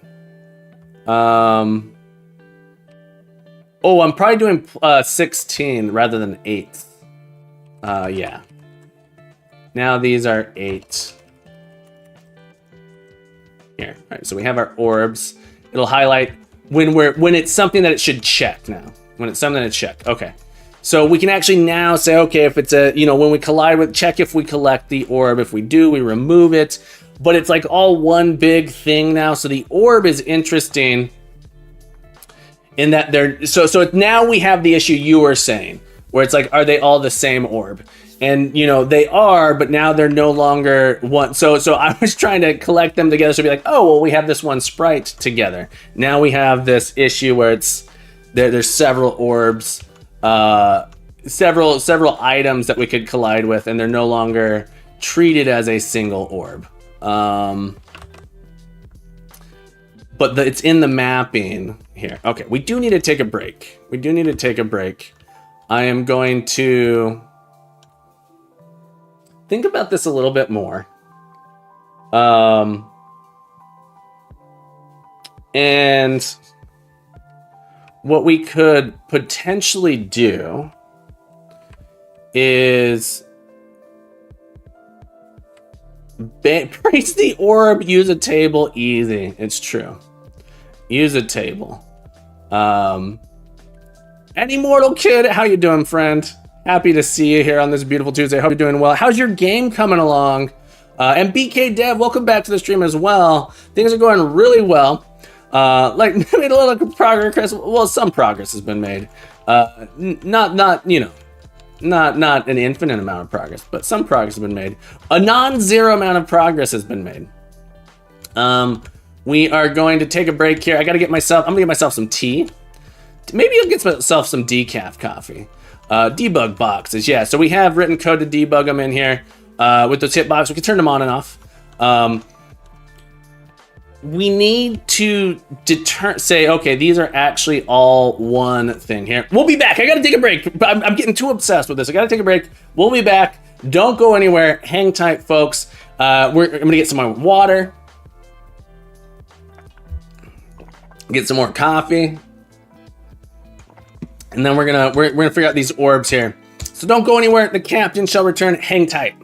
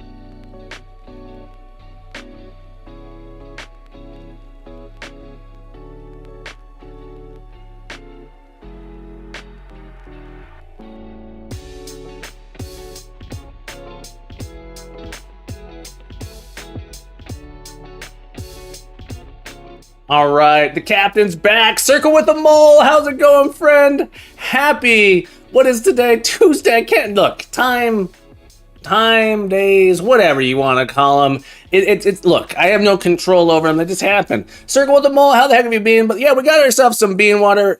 We got ourselves some fresh water. Actually, it's not bean water. I got myself some Earl. Is this Earl Grey?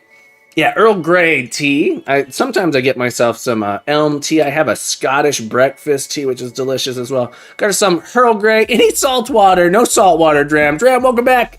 James, thank you so much. Folks, we're gonna take a quick break here. We've been hunched over the computer here for the last 2 hours. 2 hours. Look, Captain loves you. Oh, wrong button. The Captain loves you. You in the back. Pay attention. You're here just in time.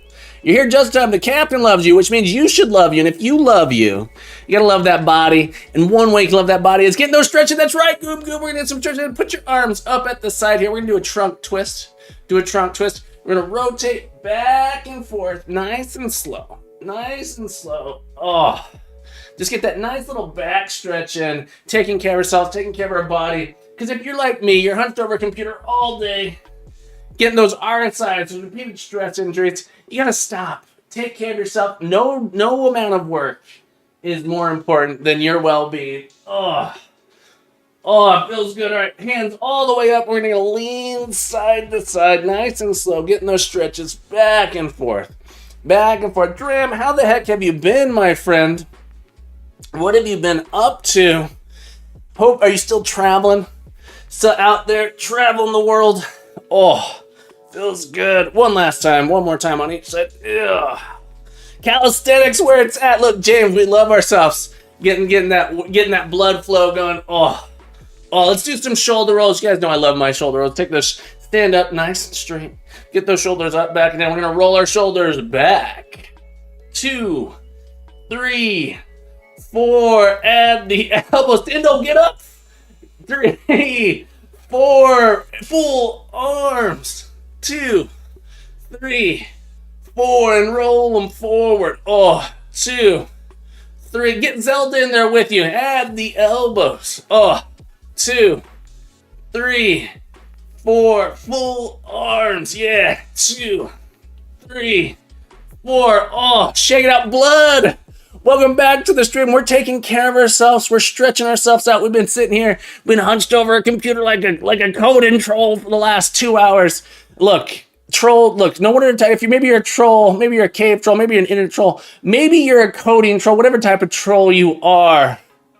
You deserve some love. You got to take care of that body. But welcome back to the stream, folks. Welcome back to the stream. Let's go ahead and stretch out our forearms now. Take those palms, press them together, push them down until you get a little bit of tension in the arm. If you get down here and you're still not feeling it, you're going to even push them out and away. Oh, we're just going to hold this for 20 seconds.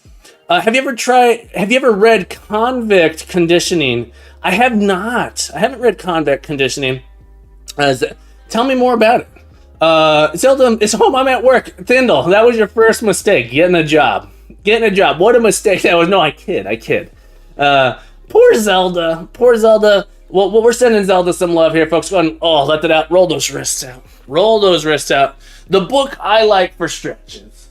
Is Nelson, Arnold Nelson, and Kokanen. I don't know how to pronounce that. The Stretching Anatomy. This book is fantastic. Chop gets in the way of my Zelda time. It's true. Fantastic book for stretching. What is Convict Conditioning? Is that and my WAT time too? It's a calisthenic manual created by a guy who did time. Gotcha. I'm curious. Profits. Me too. You know the story. You know how much I love math. You know the story of how I almost almost got in some trouble at a bus stop. Luckily it worked out. Look, if someone at a bus stop ask you if you like math, just don't respond. If someone at a bus stop asks you if you like math, guys, thank you so much for joining me in those stretches. I hope you enjoyed them as much as I did. I hope you enjoy. Yeah. As a giant math nerd, when someone at the bus stop asked me if I liked math, I couldn't help but respond, I love math. And then, they might try and sell you some. And it turns out it's not math. You don't want to buy math. TIC-80, did Grumpy rub off on you? Thindle, a little bit. So I saw this on Grumpy's stream, and my students, so here's the thing. My students have asked me many times to get the two for one deal. Look, 2 is not equal to 1, Dram. 4 out of 3 people love math. It's true. My students last year and this year have been asking me to teach Lua because they want to do Roblox. Some of them want to do Roblox modding. I think you can. Lua is a popular modding one. Students have asked me about teaching Lua, and I just, haven't. I wanted to find a way to teach it, and TIC-80 seems like the perfect way to teach it, or at least expose. Look, the class I'm doing here isn't a teaching. I'm not teaching students about a little bit about programming. The idea about this class is to get students excited. Get students excited about the things that they can do. And so, because we're not going to teach them a ton of programming in this class. They're going to learn programming concepts. Many of them will already have programming and be able to run wild with it. All right. We are in the process here of collecting some Horbs. We want to collect Horbs here. And, I think I liked the previous thing I was doing. Where I was actually spawning an orb from my map. So I think I'm going to try and go back here. Let's go back to the past. This is where I would love to have, let's go back here. And we're going to spawn and unspawn. That's all about how to think, not the language. Exactly. It's about how to think. And, it's a pretty small class. It's a pretty small class. I want to get students excited about programming. This is like sorry, there we go. So our orbs here. I was trying to make it so we only do it for next. So Patty Wax, welcome back to the stream. That's exactly right, Nerd Waffle. Got to go back to the past. Captain Coder, Samurai Jack. All right, so there's a little thing here going wrong here. I messed up. Spawn orb. I need to come in here real quick. This is interesting. I still have these here. Dab Dad, thank you for the woes. Happy to have Deb Dad, how you been, my friend? It's nice to see you. All right, we want to change this back to 6s, and just one of these is a 7. We'll get rid of that one, and that one. These are 6s, but only the top left one is going to be a 7. 7, 7. Okay. Why is that such a weird color? So we have our orbs spawning here. So it shows that we have 5 orbs. How many 6s? 6 or 3? There's 6 6s. There's 4 6s. And then the 7 is saying that this is going to spawn in the top left corner there. So we got our orb photo here. Deb Dad, how the heck are you doing, my friend? Welcome back to the stream. Happy to have you here on this beautiful Tuesday. But yeah, I'm loving TIC-80. Fuel says, well, I suppose they try to prove 1 + 1 = 2 using minimum assumption axioms, and then you can make it a bit more common. Well, I wasn't saying 1 + 1. Oh, I missed something there. Thin was saying full-size mathematical paper proving 1 + 1 is 2. I think you have to make some assumptions there about how math works, and then it's actually not that hard. There's a programming language.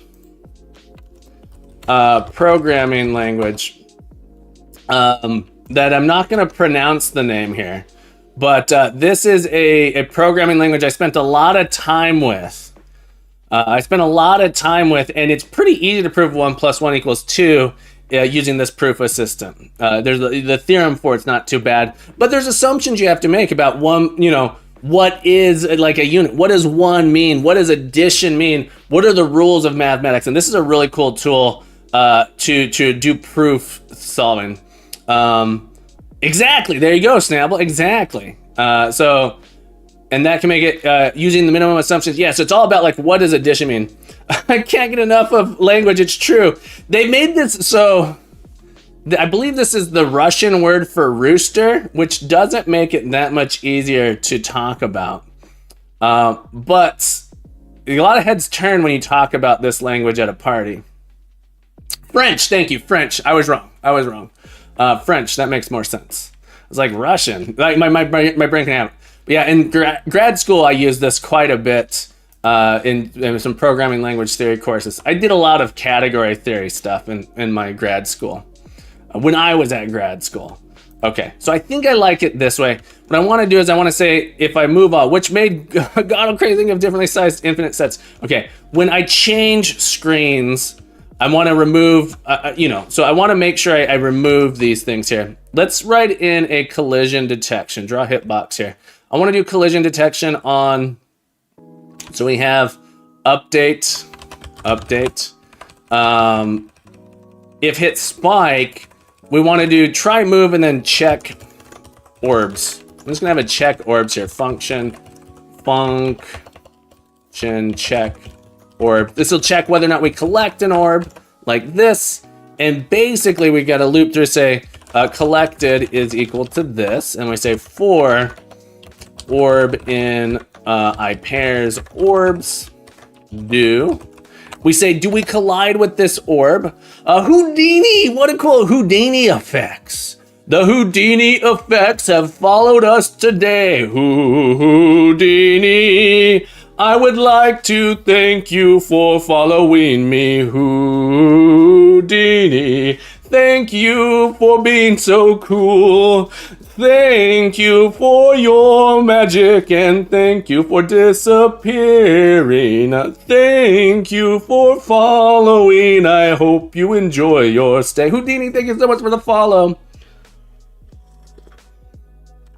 Thinking about infinite, yeah, I try not to think about it. I try not to think about it as well. Like, infinitely repeating numbers drove people crazy too. Like irrational numbers. It's like this number does it just acting weird. This is the best part of the string. Do not think of infinites. We try not to. We can write infinites though.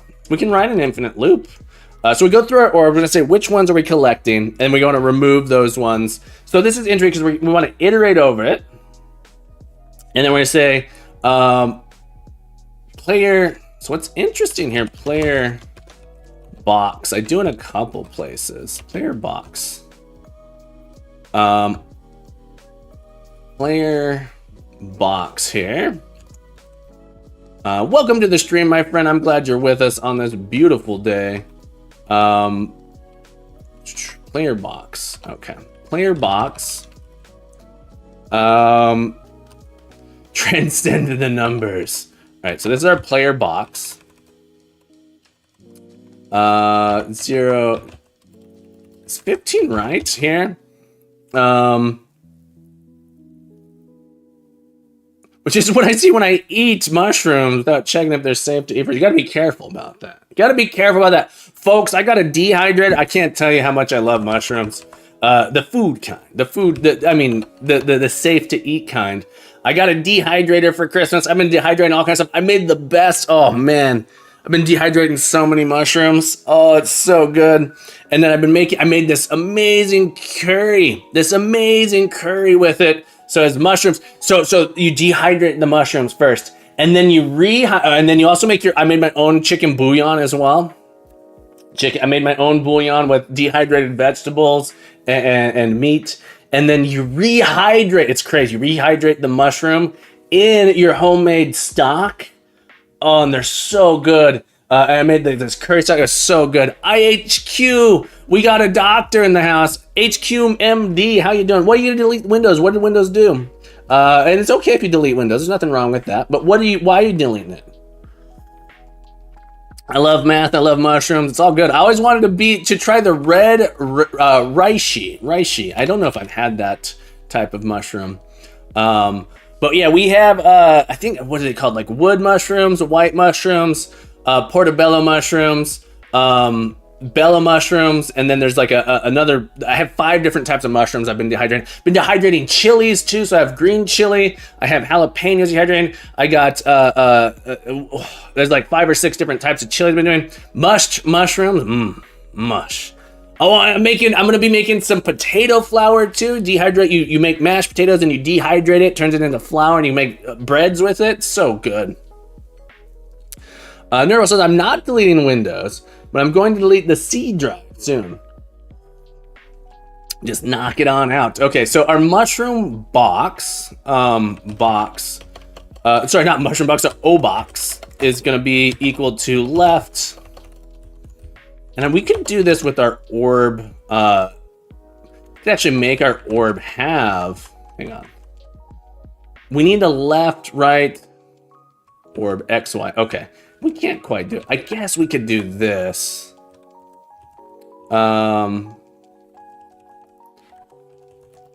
Left equals X times 8. Top equals Y times 8.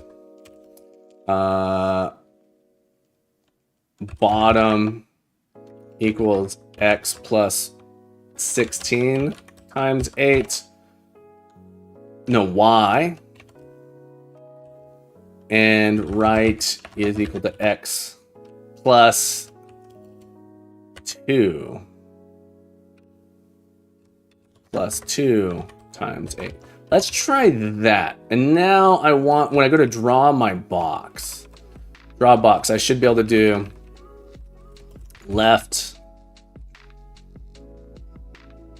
top. Still drawing that okay. And then this should be orb dot right minus. Okay, and then orb, just to do a sanity check, orb dot top minus orb dot bottom minus bottom with the 2 T's. There we go. All right, sanity check to have that box list around it. More specifically, I want to wipe your drive with my old Windows on it and move over to Linux to a more permanent base. Gotcha. And I can use the SSD to store more video games. Nice. Mushrooms are so good. Patty wax. Do you have a favorite type of? I love mushrooms. It's true. Sorry. The default mushroom here is the champignon. I don't know how to pronounce that. Nick says, if you migrate to Linux, do you even need the space? Compatibility still is great. It depends. If you're downloading big games, absolutely. I dual boot. I have Windows and Linux installed on this machine here. Okay, so when we have our boxes here, so we should be able to check if our player collides. So let's go to check orbs, player box, orbs. We should be able to say if, I'm gonna call this B box, collides B box orb, then we'll do orb dot hit equals true. Oh, don't need a semicolon. Orb dot hit equals false. Make sure we don't crash. Okay. And then I want to actually make it so that we'll see the collision on when we draw here. Let's go to draw. Hitbox. For each pair, color equals 5. If orb dot hit, then color equals 2. Okay, so I have, oh, and then I got to actually put the color here. Okay, so we can collide. I want the collision box to be a little, like in a little bit. So it goes off too soon, So I need to actually shrink that collision box down a little bit. Okay, so when we spawn the orb, what if, here we go. Let's separate this out a little bit to make it a little bit easier to see. So our X and Y actually get added here. But the actual collision, the collision box is a little bit different. So left, let's move it in 4.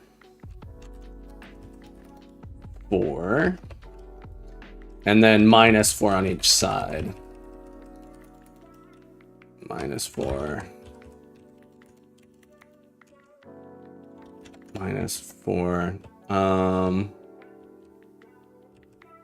Guess that's technically not necessary. All right, so now our collision box is smaller and in the middle there. There we go. I like that. So you don't get it until you're actually on top of it. Okay, I like that. Nick says, is there a window manager that resembles the way it works in Windows? That's the biggest thing keeping me from actually switching. I hate the Mac OS X window manager, and Linux isn't that much better, as I always have like 200 windows up at any time, and being able to easily move switch. It depends on what your manager. Is there a window manager that resembles the way it works in Windows? Oh, you're saying on Linux specifically. Pennywax says, I'd have to say living rooms are my favorite type of rooms. Got you. Mush living rooms. But I also really enjoy the floral notes of a good laundry room. Get those hints. James says, I've been so happy ever since I moved to Linux. Pop OS. I haven't seen Pop OS. I mostly use Fedora. When I'm on Linux, I'm usually using Xmonad as my manager. Xmonad is the tiling system I use on it. So there's like basically no mouse.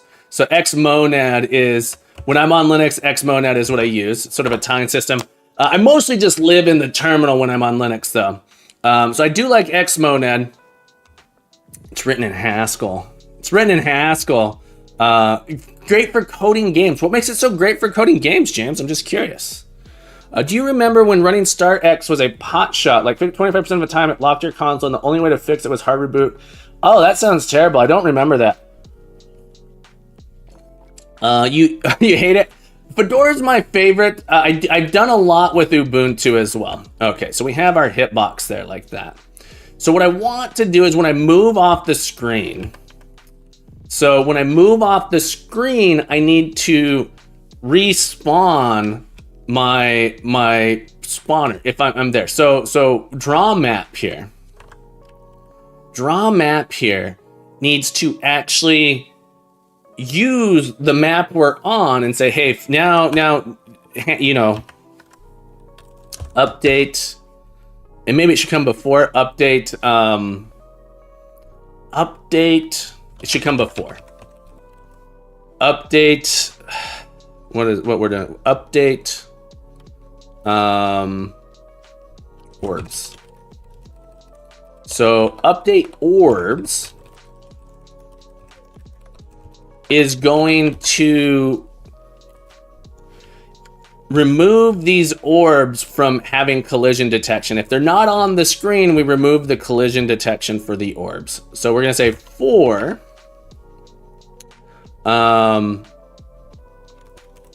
orb in orbs, I pair orbs, do like that. PopOS is a fork from Ubuntu and has a bunch of pre-configured stuff for stuff like Steam. Oh, gotcha. Back in my day, Thindle says, we had unencrypted, unsecured, and plain text telnet. We really hated it that way, but it's what we had. It's true. Back in the old days, we do BBSing. We used to do bulletin board systems, calling with a telnet or some sort of other bulletin board system. You could have high, what was it, teletype 500 or something, BBS teletype 500. Was that what it? No, not teletype. BBS terminal 500. So you could display amazing ASCII art. Some of the ASCII art was super cool. Like this, they have the crazy ASCII art over telnet. What's it called? It's like the terminal level 500 or something. T500. If you did it, yeah, all the colors. There were like different levels of it. T500. With the ANSI, BBS ANSI terminal, art terminal. Some of the, I'm a little scared. A lot of it was slightly adult themed. So I'm gonna do something over here real quick. ANSI BBS art. Some really cool ANSI art that would come through. I don't see any scary stuff here. Okay, so like this was super cool. This art, you'd see this in your job, be like, whoa, exactly, Thindle. We're all we have all these color codes. We used to use a program called ANSI Art The Draw. There's a program called The Draw that I remember using, where you could draw, like click and draw ANSI art like this. John Daly Software. This guy made some of the best bulletin board system games. He had some Dungeon Master. This ANSI art here. Dungeon Master was awesome. Look. Would people join if I made a BBS? Would people join it? Old school Mario Paint, essentially, yeah. I could tell the speed of the modem by the connection noises, yeah. I loved these things. The Doors games, and Dungeon Master was just so cool. Can I open image in a new tab?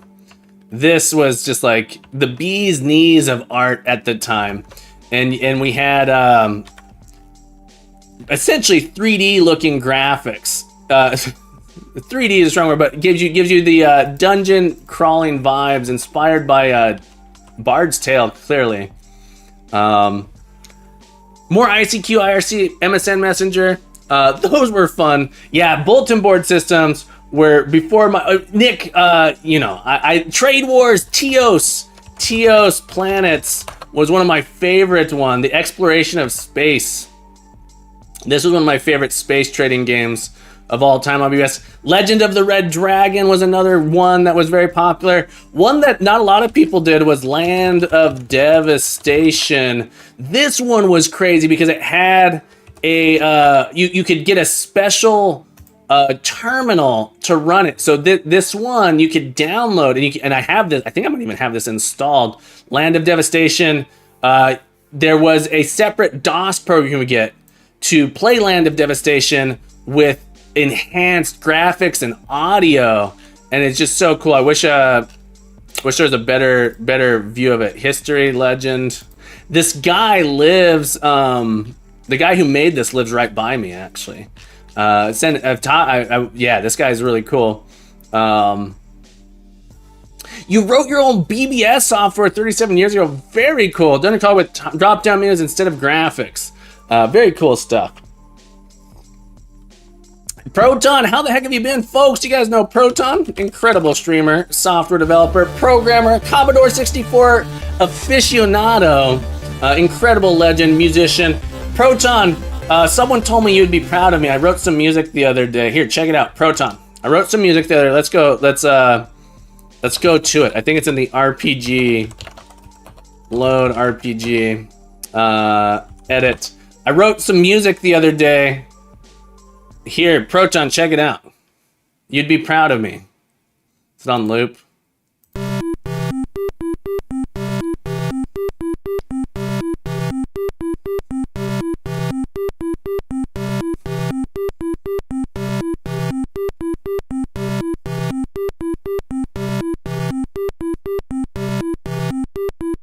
Look, Proton, you and I, we're just the same. We're exactly alike. Kevin's going to DMC there on stream, yeah.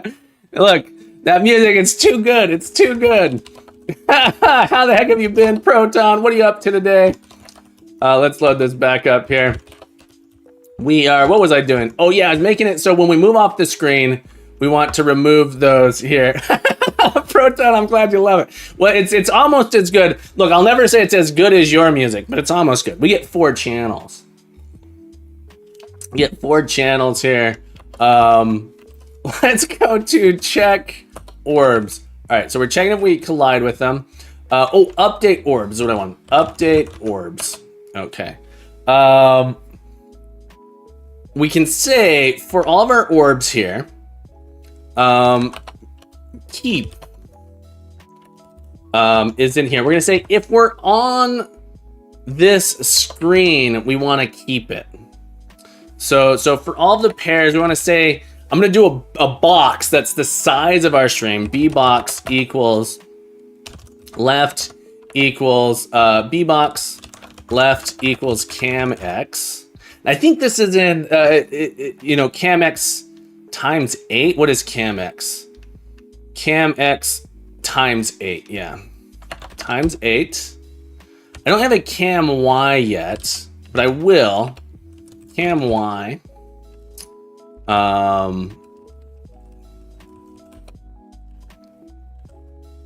This is gonna be our screen.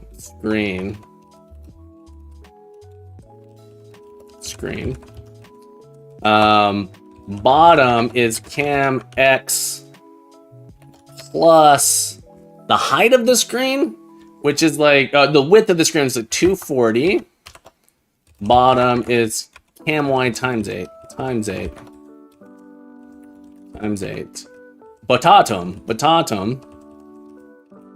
cam y times 8 plus 136, I think. We're gonna say if the orbs is equal to keep. I'm gonna say if collide orb and screen, then keep.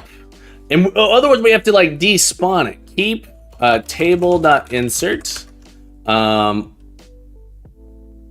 keep orb.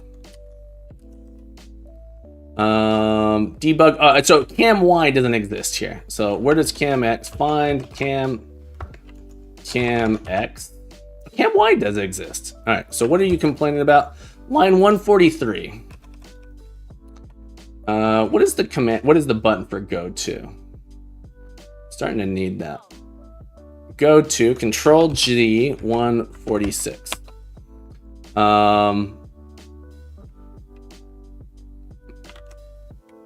Okay, so then 270. Screen. I forgot right. This should be right. Okay. So this, when we go off the screen, those should despawn. So it's down to 1 and then they're gone when I come back because I didn't save them. Ethereal Animaly, welcome back to the stream. Ethereal asks, any advice for someone with burnout? Oh, I get it all the time. Who likes coding but is just struggling to actually perform at work? Oh, it's the worst when you're having that burnout at work, especially if you don't feel particularly safe at the job. You know, it's one of those, it's tough. I've experienced burnout. I frequently do it. I took like November off because of burnout. I was gone for all of November because of burnout. I often feel like I'm not even sure if I'm going to come back to streaming. It's not even a job.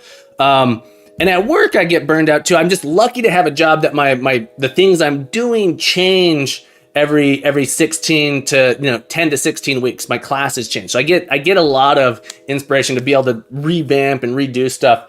At work, So Emily, I believe you're asking how do you deal with burnout at work?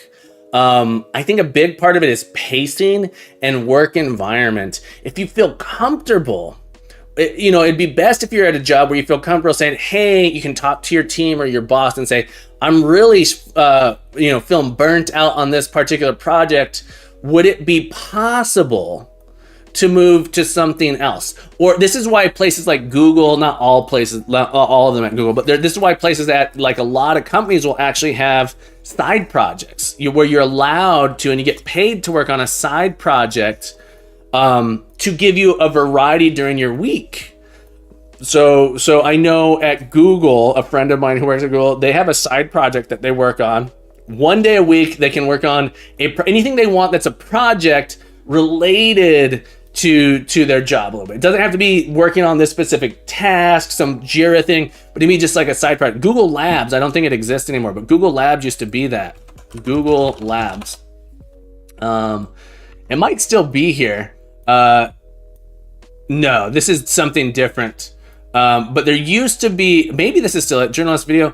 There used to be, maybe Google Labs in it. I do have a pretty open workplace. I'll just have to have a convo with my boss. Yeah, so I think one of the best things, because your boss, here's the thing, your boss wants you, and when I was a boss, I'm not a boss now, but when I was a boss, I wanted my employees to be happy with their job, to be working on stuff. And so if they were feeling burnt out, it's like, okay, how do we get to the next thing? Because burnout usually comes from you're just like tired of working on the same thing over and over. It feels like it's a drain, or that there's not an end in sight. That's another thing that can cause burnout. Phoenix, the Fox says, I think a lot of people, not saying you use the term burnout for a collection of different issues. I thought I was burnt out, but then I moved my focus to a small task, finished it, and got an endorphin boost. Exactly. So when I think of burnout, it's like I'm just worn down on this one thing. I can't see an end in sight, or it's draining. I'm not looking forward to it. I'm not excited about it. And in some case, the opposite of being excited, where I'm incredibly like not looking forward to it. But I think that's a big part of it. One of the things that I also do is I try and take pretty good intermittent breaks, step away from things, work on new things pretty frequently. Like I said, at my job, I'm a teacher, so I have a 16-week term in the fall, and I have an 11-week term in the winter, and then an 8-week term in the spring. So one of the cool things, my job recognized that, hey, as the year goes, it gets harder to do the same task. It's even for the students, the burnout for the students. It's like we don't want to have a year-long class because the students might get burnt out on that class. We want to keep the brain active and engaged and excited about the things we're doing. And so I think talking that too, depression can be a big part of it, or just lack of, maybe not even depression, but lack of motivation. Absolutely. Speaking with a psychiatrist or a therapist or a counselor can help.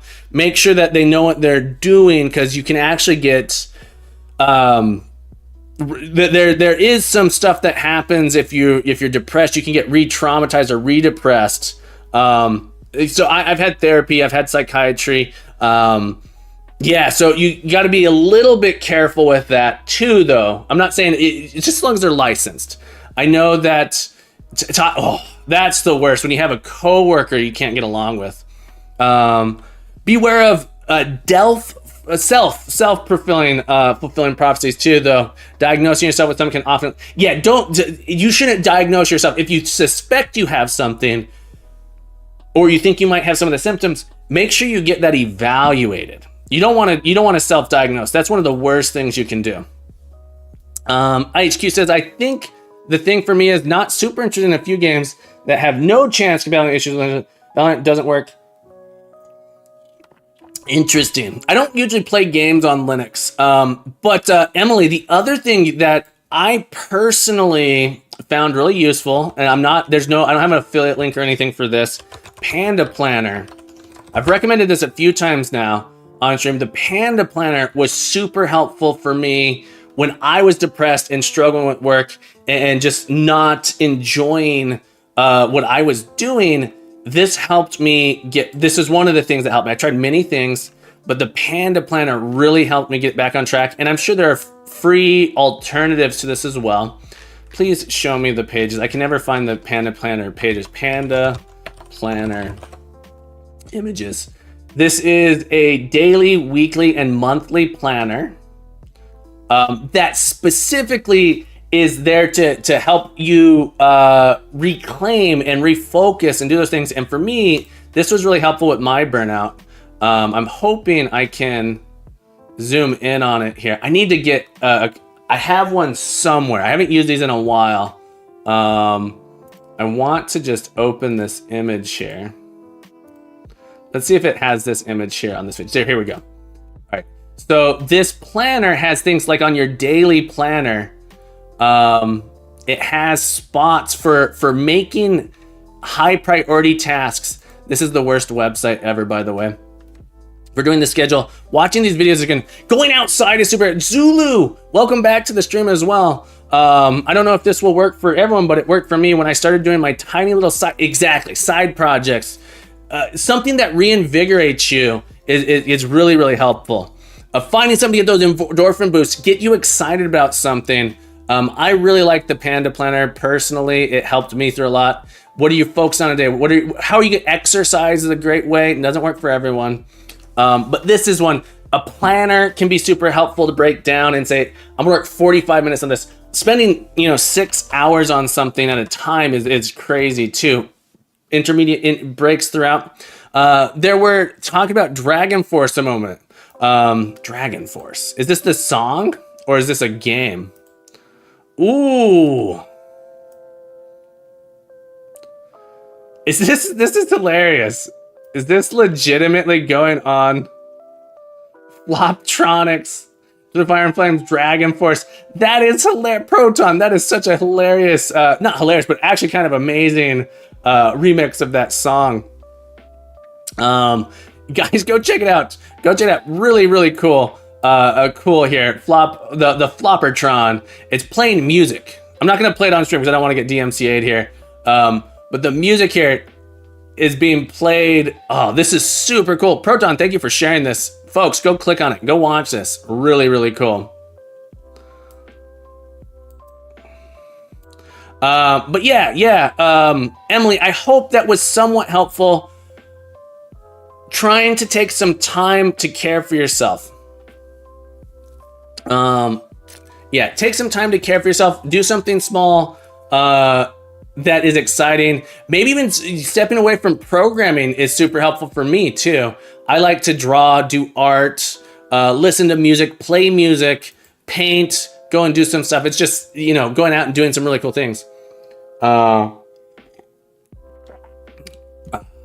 Okay. What are we doing here? What are we doing? Did I miss anything? Zulu, welcome back. JD Does Dev, welcome back to the stream, folks. Be sure to check out JD Does Dev, incredible streamer.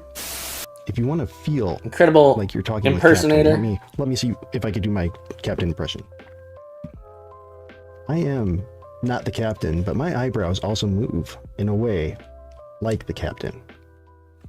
Thank you for the impersonation, JD. Folks, be sure to give JD some love. Give him a follow. JD, what have you been working on your stream? When's your next stream? Thank you for the doy. But yeah, I hope that's helpful, Emily. Thank everyone. Thank you guys so much for your helpful advice. It's going to be a little bit different for everyone. Yeah, more stream effects or sax. Gotcha. JD does sax on stream, folks. All right, so we want to get these. So when we remove these, so we have this update orbs. We check if they collide. If they do, we mark them as keep. If they don't collide, we need to put them back into our map. So to do this, we're gonna do a M set. Okay, M set. And it's going to be our orb dot x, I believe divided by 8, orb dot y divided by 8. And then we want to put in to our map sprite 192. So I believe when we move off the map and come back, yeah. So notice there's one orb in my orbs table. There's 5 orbs. Now we should be able to start collecting these things here.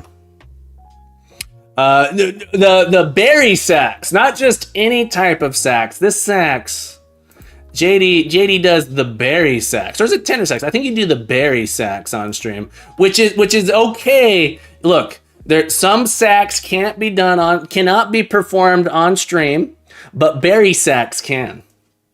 Thank you, and also Happy New Year. Been lurking here off and on. I appreciate you lurking. Sad to say I've gone another year without finishing the Advent of Code. That's okay. How did the rest of it go? I got COVID last month. Ooh, terrible. It was fun. I think I'm not sure. We did manage to finish it here, so I got the full map. Day 24 was brutal for me, and day 21 was brutal for me. The rest of them were not too bad, but 24 and 21 were just horrible, brutal days for me. The rest of them I thought were really fun. Advent of Code was super fun. If you mean it playable on Linux, then yes. Oh, gotcha. Sorry, I was I don't know. All right, let's come back to my game here. We want to actually collect these orbs. Okay. When we collide with the orb. So we're going to do a check orbs here. Check orbs. Like this. If we hit the orb, we need to remove that orb. So I'm going to do a keep here again. And we're going to say if we're colliding, we don't keep. Otherwise, keep. We're going to do an insert. Tables dot insert keep orb. So if we hit the orb, we don't keep it, and we need to have a variable here to track how many orbs we've collected, just for funsies, I suppose. And we'll probably use this information later.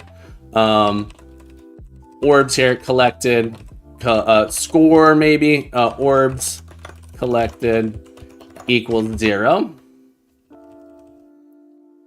Orb count, orbs collected. I don't know. Some of my variable naming could be much better. Check orbs here. Orbs collected equals orbs collected plus 1. Okay. So we should. Oh, it didn't remove it. The last thing I'm gonna do is after this for loop, we do orbs equals keep. All right, so now we should remove it. Collected the orb. When I come back, it doesn't. Does my frame rate feel slow? I think those are just moving slowly. All right, so I can actually collect all these orbs here. If I can make that jump, let's try again. There we go. So we can collect them, and then they don't come back. They don't come back. I do want to make it when we die that they do respawn. So there's something interesting there that I'm not entirely sure how to deal with it. IHQ says, right now, offline, I'm doing Final Fantasy X Remastered in Minecraft mod packs. Oh, I love Final Fantasy X. I'm going to play Baldur's Gate 3 next year. I wanted to play it, but I was too busy playing Tears of the Kingdom. It's such a long game. I'm not going to be able to play it during the school year. I'll play it this summer, though, for sure. It looks great. Final Fantasy X, I thought, was a really fun Final Fantasy game. I think it's the first Final Fantasy game that's sort of real time. All right, so when we collect this, I actually want to play Nash. There's a weird. My collision is broken. See, look, I can do weird stuff like that. One thing I need to do is make sure I don't come up. What's happening is the bug that you're seeing there is if I'm falling. I don't understand why it does that, but as I'm coming down, if my velocity is downward, it actually puts me on top. It says, "Oh, I'm going down, so I must be falling. I have to go on top." What bothers me about this is my X should never be, I don't understand why this happens. My X should never be far enough over for me to actually collide inside. It's something that I don't understand. My X should never be such that I can actually collide with it, the collision. Nick says, you check the plus and minus. I don't know what that means. Of the velocity, I do. So try move down. So what's happening is this. If our velocity is going down, so if we're in the arc here, we're going down, it moves us up. The thing that I don't understand here is this collision.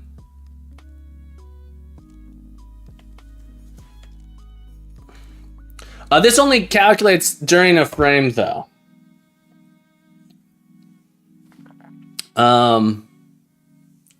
So it's a little bit different than that.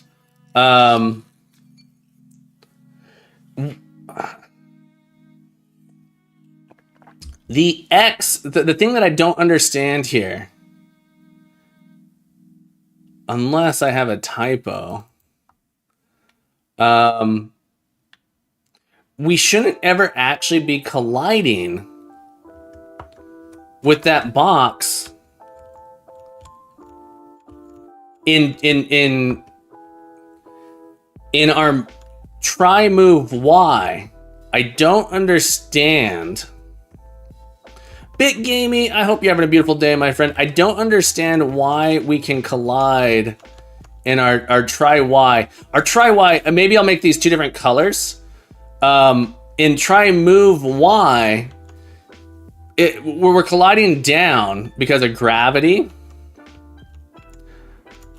When I'm on the side of it, even if I'm pressing left, I shouldn't be able to, I don't understand why I'm colliding with it at all. But Big Gamey, how the heck are you doing, folks? If you guys don't know Big Gamey, incredible streamer, incredible developer. What have you been working on, Big Gamey?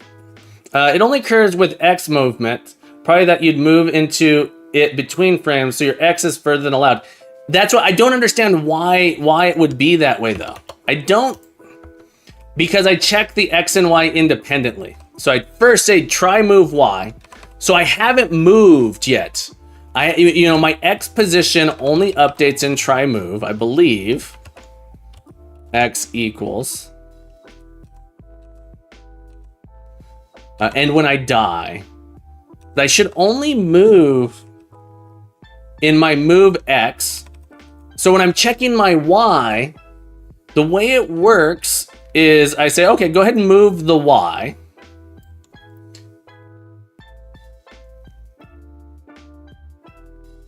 And then do some checks, determine here. So I think you're correct. I just don't understand. So you'll notice I can't end up on top of it like that. I don't think. It's specifically in that jump arc, I end up inside somehow. Yeah. So I know for sure that this is it, because this pushes me on top of the ground. It's related to this. I don't know if you can see it. Oh, actually, it's gone. That's not there. There used to be a small frame. I could see one frame where it's actually in, like, hitting the ground and, like, sinking into the ground a little bit. Here's the code, though. This is our collision code. I did this because this seems to help with it. So it's like easier to do if I'm doing the full bounding box. Um,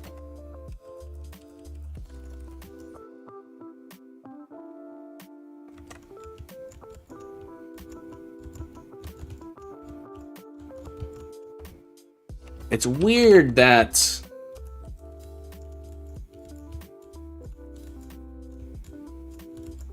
all right, so there's something related to that.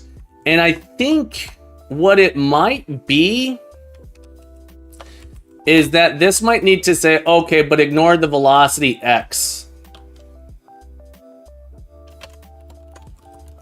I think that might be what it is.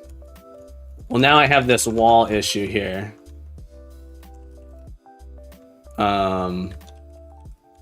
That should be the same. Why isn't that the same?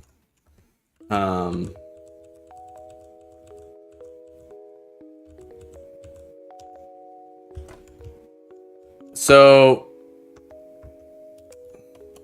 my collision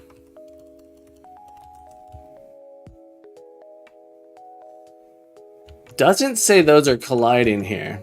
So notice I have like weirdness now with this plus 16, sorry. When I go to jump, all right, so there is something interesting here.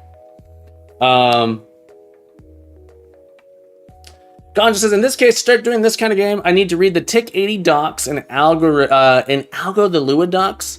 I'm not sure what Algo means, but yeah, TIC-80 docs is all you need to get started. And then Lua programming, you know, the Lua code in here.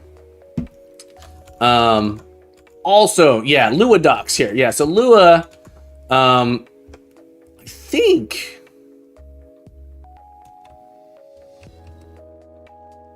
we need to be Roblox mods are coded in Lua. Yes. Science, Balit, how you doing, buddy? Welcome back to the stream. I think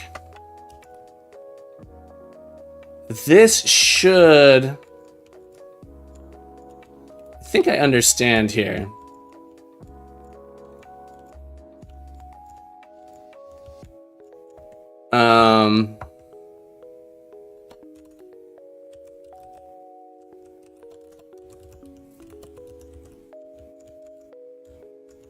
Okay.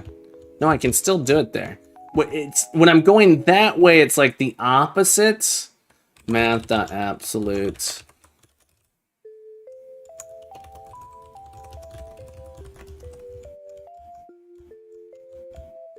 Okay. So my collision is off. I don't like what I have there. Rabbit of the Moon! Rabbit, welcome back to the stream. So you need to check that the Y collision is happening with the topmost block and that the character lowest Y is greater than or equal to that block. Is that a question? Or are you saying, so what was happening? I figured it out. It's my velocity was not 1. If I were to draw this bounding box, which is kind of tricky to do, my player with this Vx here, my velocity, so I'm saying my bounding box needs to be reduced by my velocity so that it's not checking, so it can't actually collide inside of it. And there's a similar bug in my X and Y that doesn't matter because the Y happens first. So that's the solution. I don't like it. I don't like it completely. There a speed? I think there's a speed here. Yeah, it should just be speed.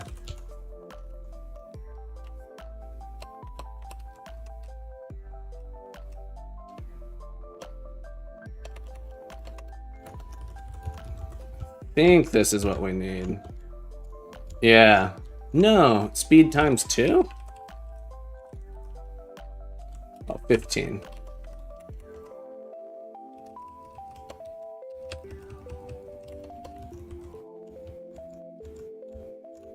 Yeah, so that's what was happening, is my collision,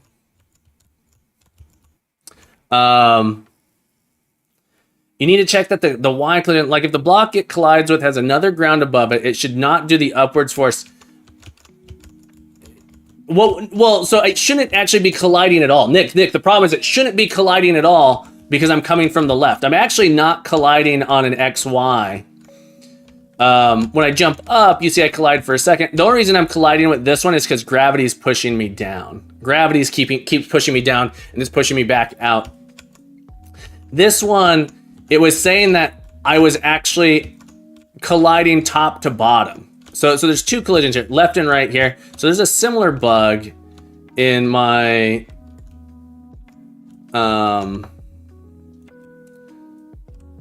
yeah. So this number here, I don't quite, this one here doesn't make sense. It's -1.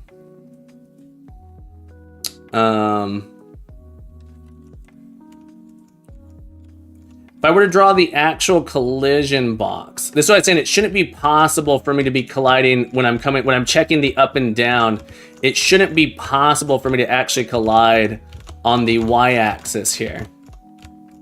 But I was, and one way we can look at that here is I can say,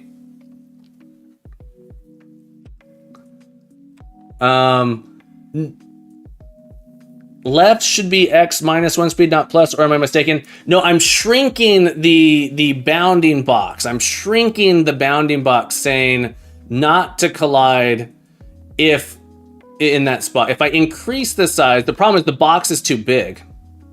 Exactly, the box was too big. So I'm actually shrinking the box here. The left becomes smaller and the right becomes smaller by the amount that I'm moving.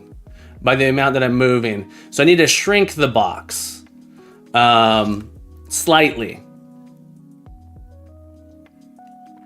I'm drawing the player's bounding box. It's harder because here, let me think. Actually, I think I can do this now.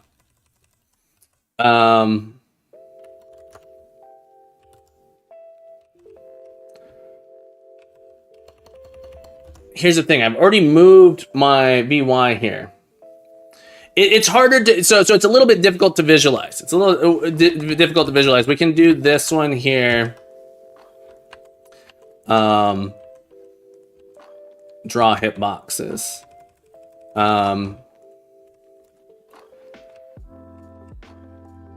Plus speed. Minus speed. So like it's actually when we're doing that detection, it's this box. Is what it is.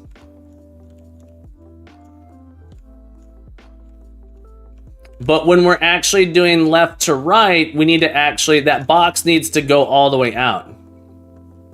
That's why I'm saying it's not quite the same. It's not quite the same. I don't understand. So this is actually, I think this is actually the hitbox we're doing. It's just that we haven't moved yet here. So in this scene, so I think you need to understand, try move. I do my Y movement first. So the reason I have to do this is I haven't actually, in my try move Y, I haven't actually moved yet. I haven't actually moved yet. So I'm saying, oh, I need to actually do that movement first. I need to say, okay, well, if I'm going right, the box needs to shrink slightly. If I'm going left, the box needs to shrink slightly. So I haven't moved my X position yet. That's why I am doing that special, I have to do this here because I haven't actually moved yet. This is why I'm saying it's weird because it shouldn't be possible for me to be there, but it's because I actually haven't done my X movement yet. So I actually have to add that in there. So the actual box I'm checking is the one you're seeing on the screen. It's just, I haven't moved yet when I'm performing that calculation. Because I check my Y first, I align myself Y, and then I move on the X axis.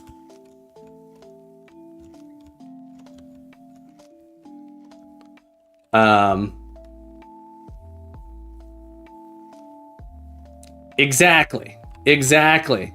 So I check each one independently. So I do Y first because doing them together, I'd have to do sort of like this special trick. So I'm cheating a little bit here.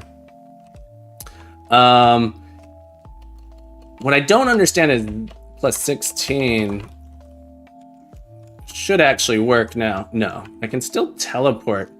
I don't understand this. I think this would be my Y velocity.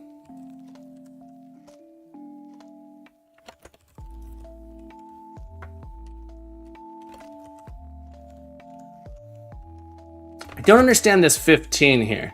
This 15 doesn't make sense to me.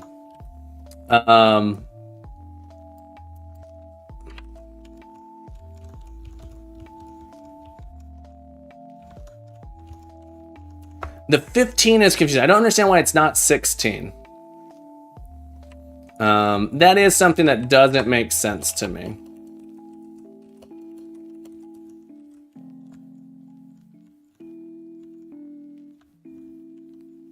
By 1 error is the easy I read, yeah. But I think we got that fixed. It's a little weird to visualize. So, okay, now there's something here. That one was... Okay. Yeah, we have to do the VY there.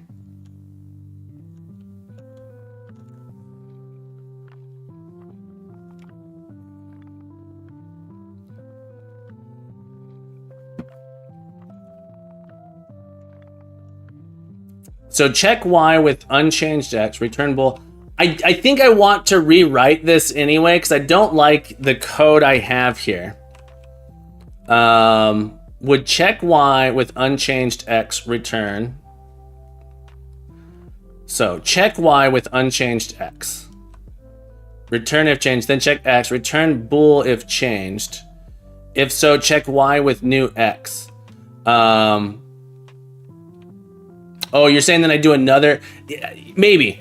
Look, Nick, that feels like a complex answer to this when I could just shrink the bounding boxes. Because when I'm checking the X direction, I know all of my tiles are exactly 8 wide.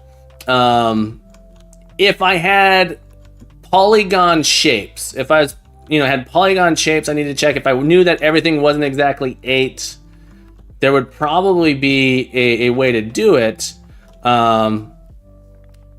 Yeah, perform them all that way. Snabble, exactly. I think this has solved it. And let's test it here. Let's make my speed. Because I'm doing it by my speed now, we should be okay.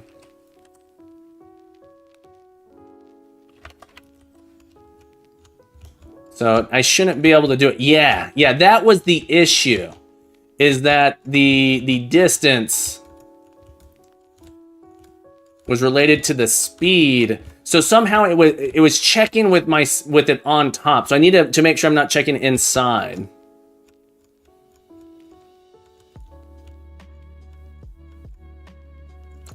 Although there's a weird. This is weird. I shouldn't be able to be inside there. So you'll notice, so I am wrong. You'll notice I can actually be slightly inside there. I need to do something where I check them both. I need to do the move both at the same time and do something smarter. I was trying to be simplifying it here. This shows that there's an issue here. So when I jump, I shouldn't be able to jump here.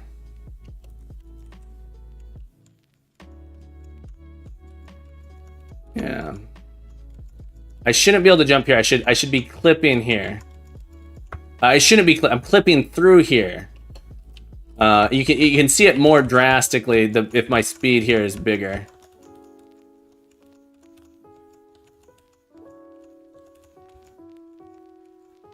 The bigger my speed is,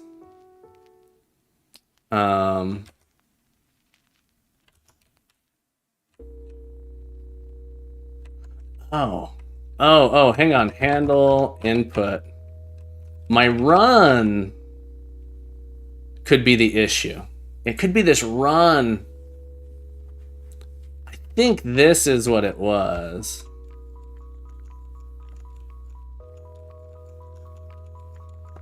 But yeah, if I make my speed, the run does increase it. So it's not like my actual speed here. This is like my base speed. If I set this to 5, you'll really start seeing it have an issue here. Where I'm inside of it. It needs to be based off of my velocity. My velocity. It should be based off my... That's what I thought. Okay.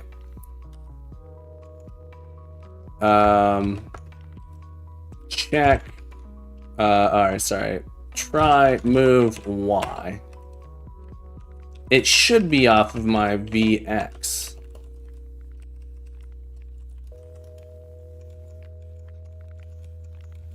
Now if I'm standing directly under it, there we go. That box works. It's if I'm moving. All right, so let's see, but now I can do it. Why is it?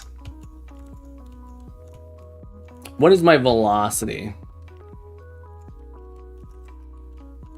1.6. My velocity is showing here, by the way.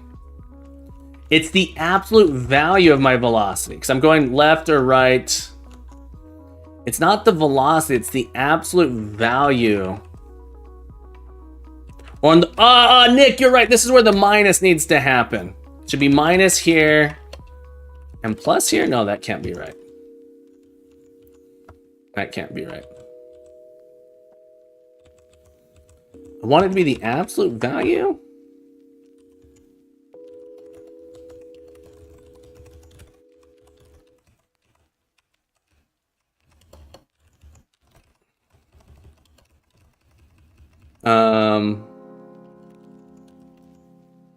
If I'm moving left, it should come out of my left box.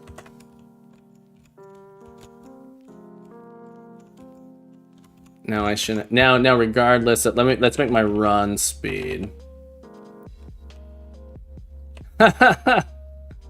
Let's do run speed equals 5, just so we can inch somewhere and run speed here. The 0.5 handle input.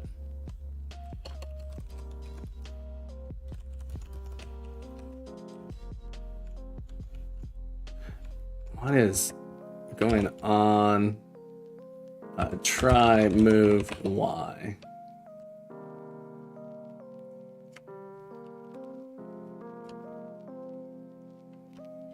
This is interesting. There's still that I don't think was there before.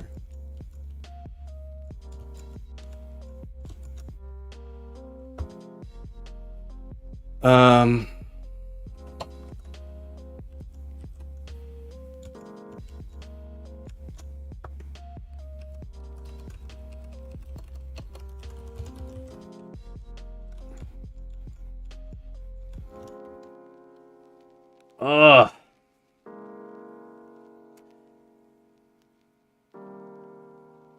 I really just think I need to rewrite this code to do something different. It doesn't make sense to me to check 3 times. I think there's just something wrong with my logic here. I think I'm at a point with this where I need to rework how these collisions... I think this whole thing is getting too complicated. I think adding more complexity is not the answer. I think adding more complexity is not the answer. And instead, we should do something along the lines of having a method that says, hey, can I move into this space? If not, find the distance that I can move in that direction, which is sort of what this is supposed to be doing, but it's too complex. This is too complex. We're entering what's called the sea of complexity, where we have too much stuff going on and we can't actually figure out a good solution. And so like just adding in more complexity, I don't think we actually understand what the problem is. I don't think we actually understand what the problem is. I don't think I actually understand what the problem is here. And I'm like shooting in the dark. I think I need to like actually stop, think about, okay, what is actually going on here with this collision that is going on? Spoof, welcome back to the stream. How you been, buddy? And Aries, happy Tuesday to both of you. My goal this year is to acquire more skills. What a wonderful goal. What a wonderful goal. I love that it's not a New Year's resolution. It's a goal too. Resolutions are just like in my mind, too easy to break. Too easy to break. I like having goals in mind. But yeah, Nick, I think just adding complexity here isn't the right thing to do. What I don't understand is that it shouldn't, I don't think it should matter. Some reason this matters, and shrinking this box doesn't seem to be the actual correct answer here. Let me get rid of this. Okay, that's what was shooting me up. No, there it is. So I'm like moving left. If I stop moving to the left, there's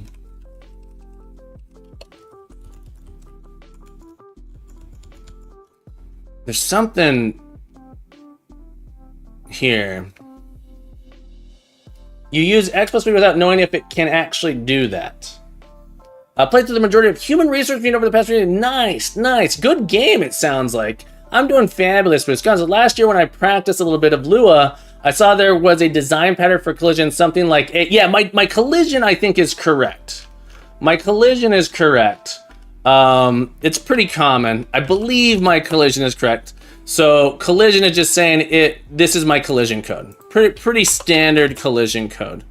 The one thing that's missing here is we should say if one of the boxes is 0 in size, then we're not colliding. So there's one thing here where you could say if a dot left is equal to a dot right, or a dot top is equal to a dot bottom. We have a 0 size box, or a dot b dot left is equal to b dot right, or b dot top is equal to b dot bottom. So I left this one out. So we say if one of our boxes is 0 in size, has no area, it can't possibly collide with some. So there's a little bit here. This says if and I believe our collision is working correctly. I could do a test. I could do a test here to see if that's true. By creating boxes and checking if they're colliding. You can kind of see it here.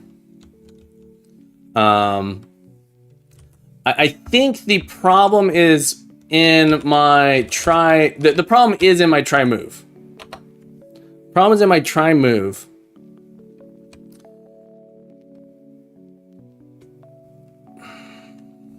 And I think I need to stop and redo it. Have a beautiful day, Nerd Waffle. Thanks for hanging out. Remember, keep coding, keep growing, be the best you can be. You're welcome back anytime. Have a beautiful day, my friend. We'll see you again soon. Yeah, I think I need to rewrite. I need to rethink this.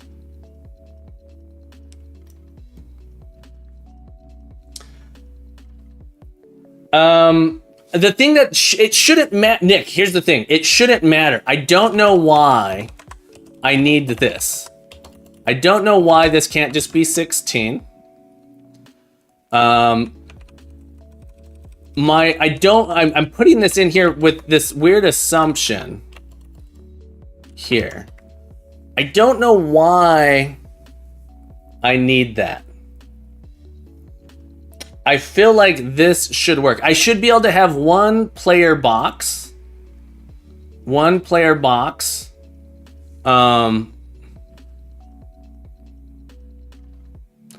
But I'm not at that X. Here's the thing. I'm not actually at that X yet. I just don't understand why I have to do the -1 here. If it's the case, shouldn't I do -1 on both of these? See, this is I just don't understand why I have to shrink it by 1. Wouldn't I have to shrink it by some size here on both sides?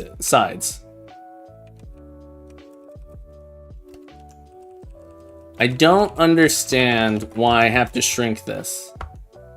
And why it works with speed doesn't make any sense to me. 15 doesn't make, it's 15 minus the speed, by the way, which doesn't make sense. It should just be speed, 16 minus speed, if that's the case.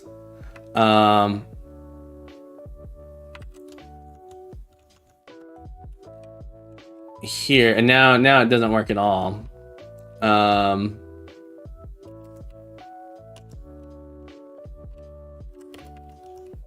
Doesn't have to work. Yeah, so I'm just shooting in the dark here, not understanding the problem. I'm not understanding the actual bug. I thought I did, but I don't think I do. Run speed 0.5.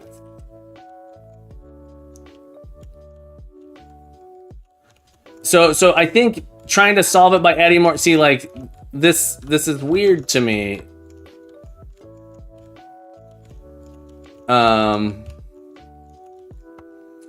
Adding complexity doesn't make sense to me.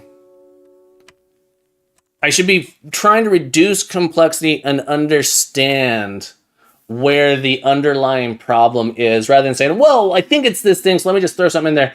Mathematically, I don't understand. If I do a 15 here, mathematically, I'm not understanding why this solves the problem. And I need to be able to explain it to my students.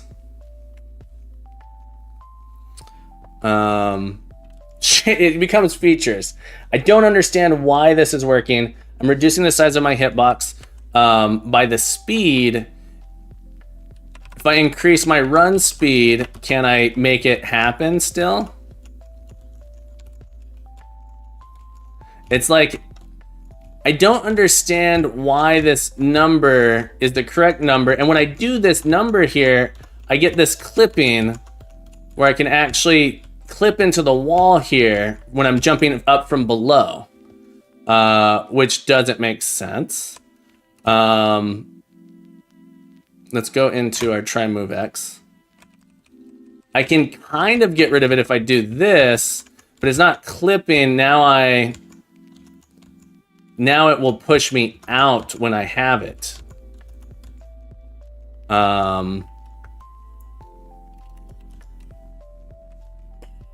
So I'm very confused. I'm very confused by it.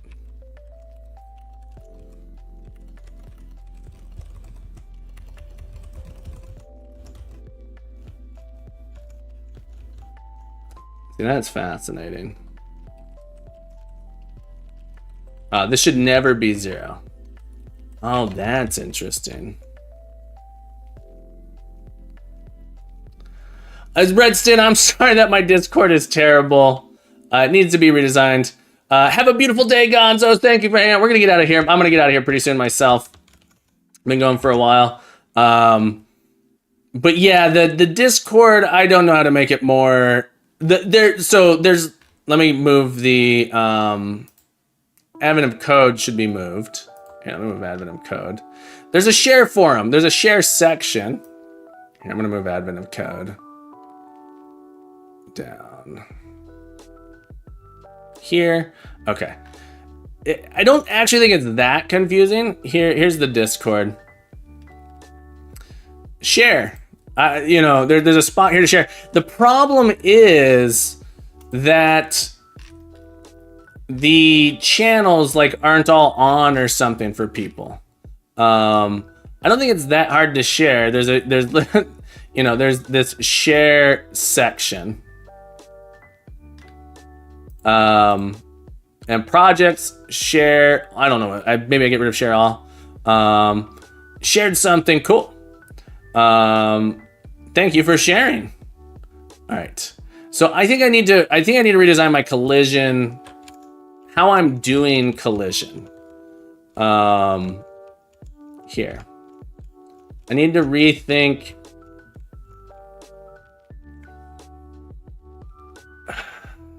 Yeah, I need to rethink that collision. All right, folks, we're gonna find someone to raid. I'm gonna get out of here. I'm gonna go eat some breakfast. I'm gonna take a break. I might come back to this afterwards, but we're gonna save here.